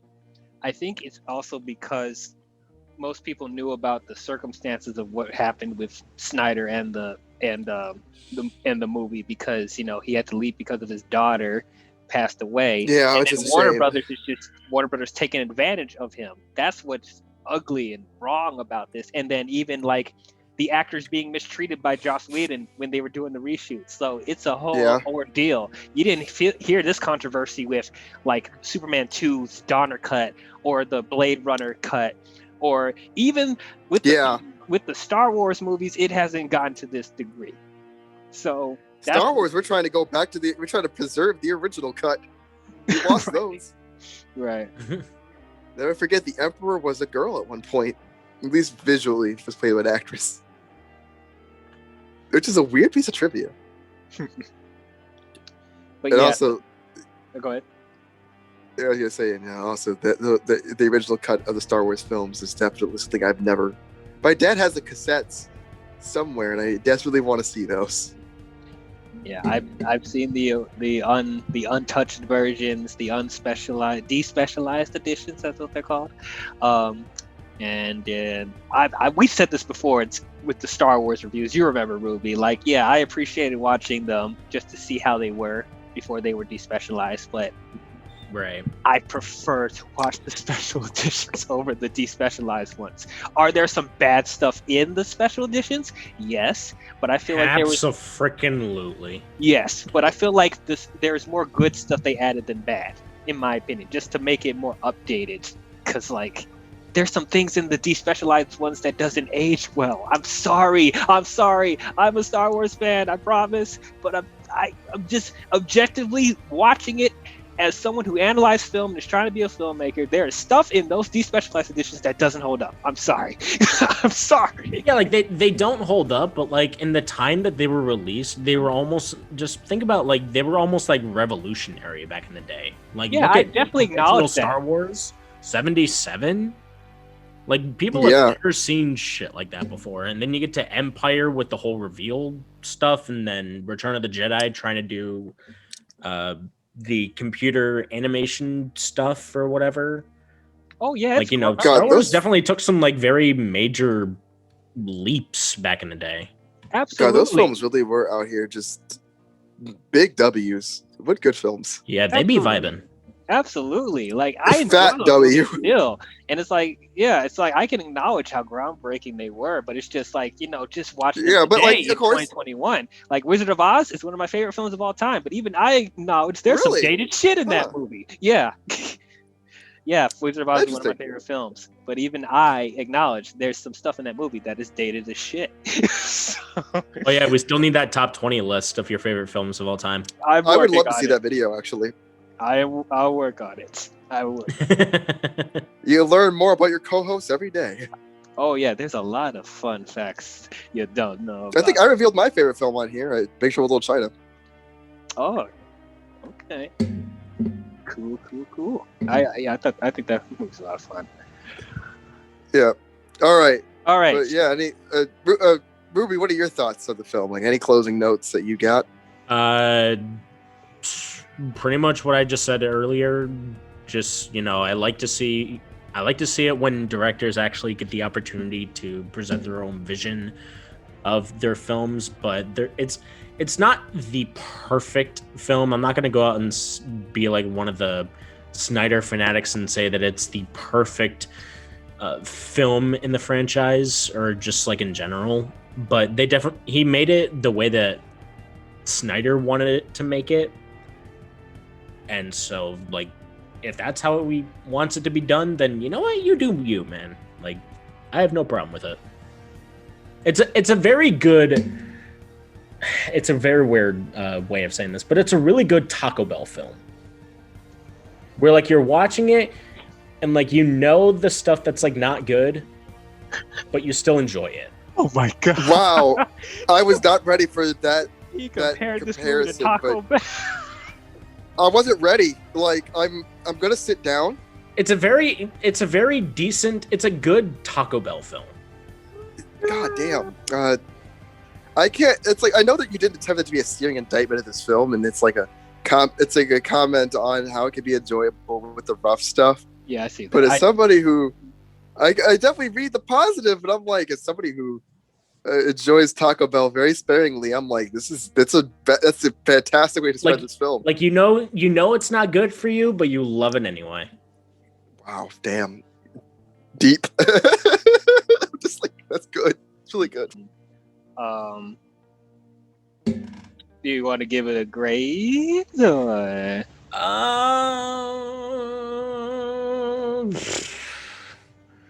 Honestly, if I were to actually like give it a rank, like a rating, I'd probably give it like maybe a 77. Okay. Because like even though like there are some moments that I felt like it wasn't, like, again, it's not a perfect movie, but like I appreciated that we got more out of this film than the Justice League film, where like I enjoyed moments from like getting to know about Cyborg's father more and getting to know where Superman has been more often ever since he was brought back. I appreciated the color scheme a lot better in this film compared to the awful Justice League. But then again, the aspect ratio was annoying to look at first, but then like we said, as we got through it over time, we kind of got familiar with it. So we just had to accept it for what it is. And again, it's more of Zack's vision And, I'm not the big Zack Snyder fanatic. So, like, if I were to give it a grade or anything, I'd probably give it a 77. Okay. Yeah, I was gonna say just to, I mentioned my rating earlier, but I'd give this like a 5 out of 10. After Justice League was like a 4, like the original one. A good 5, like a 5 that's respectable. I am still sticking with my A- because I love the movie. I enjoyed it a lot. That's fair. Yeah, it's not a perfect movie. I've said, like, if they trim down the unnecessary slow motion or scenes that linger on too long, Yeah, even you some probably of- shave off a good about like 15 minutes. right, like this would have been a trim, clean 3.5 hours, maybe 3 hours. But even me, I am a big Zack Snyder fan. I enjoy his movies a lot. Even I acknowledge there's some overindulgence on his part, and there's been some overindulgence in most of the movies that he's done. So it's like I'm more accepting to it because I'm a fan of his, and I tend to like some of his indulgences. But it's like, this is what happens when you give a director 100% creative control on a movie. You're going to tend to do that. Even with the directors that you really enjoy, there will be some stuff that that's unnecessary that he will put in there. But like, I appreciate seeing all the 4 hours and what he intended to do. This movie does feel epic to me, and I do feel like it will stand the test of time when we talk about some of the best comic book films ever made, just in my opinion. If this came out first in 2017, we would have been in a much better situation with the DC films. Just like, oh my god, I can't believe they thought that 2017 version was good and thought they would. Oh my god, They thought that they were actually doing something with the 2017 version, right? I can't believe it. No, at this point there is no 2017 version, and I'm this close to burning my 2017 Blu-ray that I own. Yeah, this is Justice League in my opinion. This is what I waited for almost 20 years. Growing up watching these characters, reading about these characters, it did what I enjoyed about them. But anyway, that is our part 2 conversation of the Snyder Cut, Zack Snyder's Justice League. And see, I was being civil. It was nice to have a conversation with people who don't agree with me. It's fine. Yeah. I'm open to hearing other people's Good stuff. opinions. This is how it should be. We shouldn't be fighting each other just because we don't like the same thing. That's the beauty of fandom. We like different things. And I'm open to talking to anyone about their own opinions, even if they don't match with mine. That's how it should be. But anyway, comment your thoughts on Zack Snyder's Justice League. If you guys enjoyed this, don't forget to leave a thumbs up and subscribe to the channel and hit that bell to be notified on future videos I'll be doing. I may consider doing a discussion on the Justice's Gray version. We'll have to see how it goes, because I know there's still some other people that want to talk about this movie with me. But we'll see where it goes. And I guess, the next DC film we will be talking about is The Suicide Squad, directed by James Gunn. So tune in for that when that comes out. Yep. But that's all we have for you DC fans, and we will see you guys in the next one. Talk to you guys later. Bye-bye. All right, take it easy, guys. Take it easy, y'all.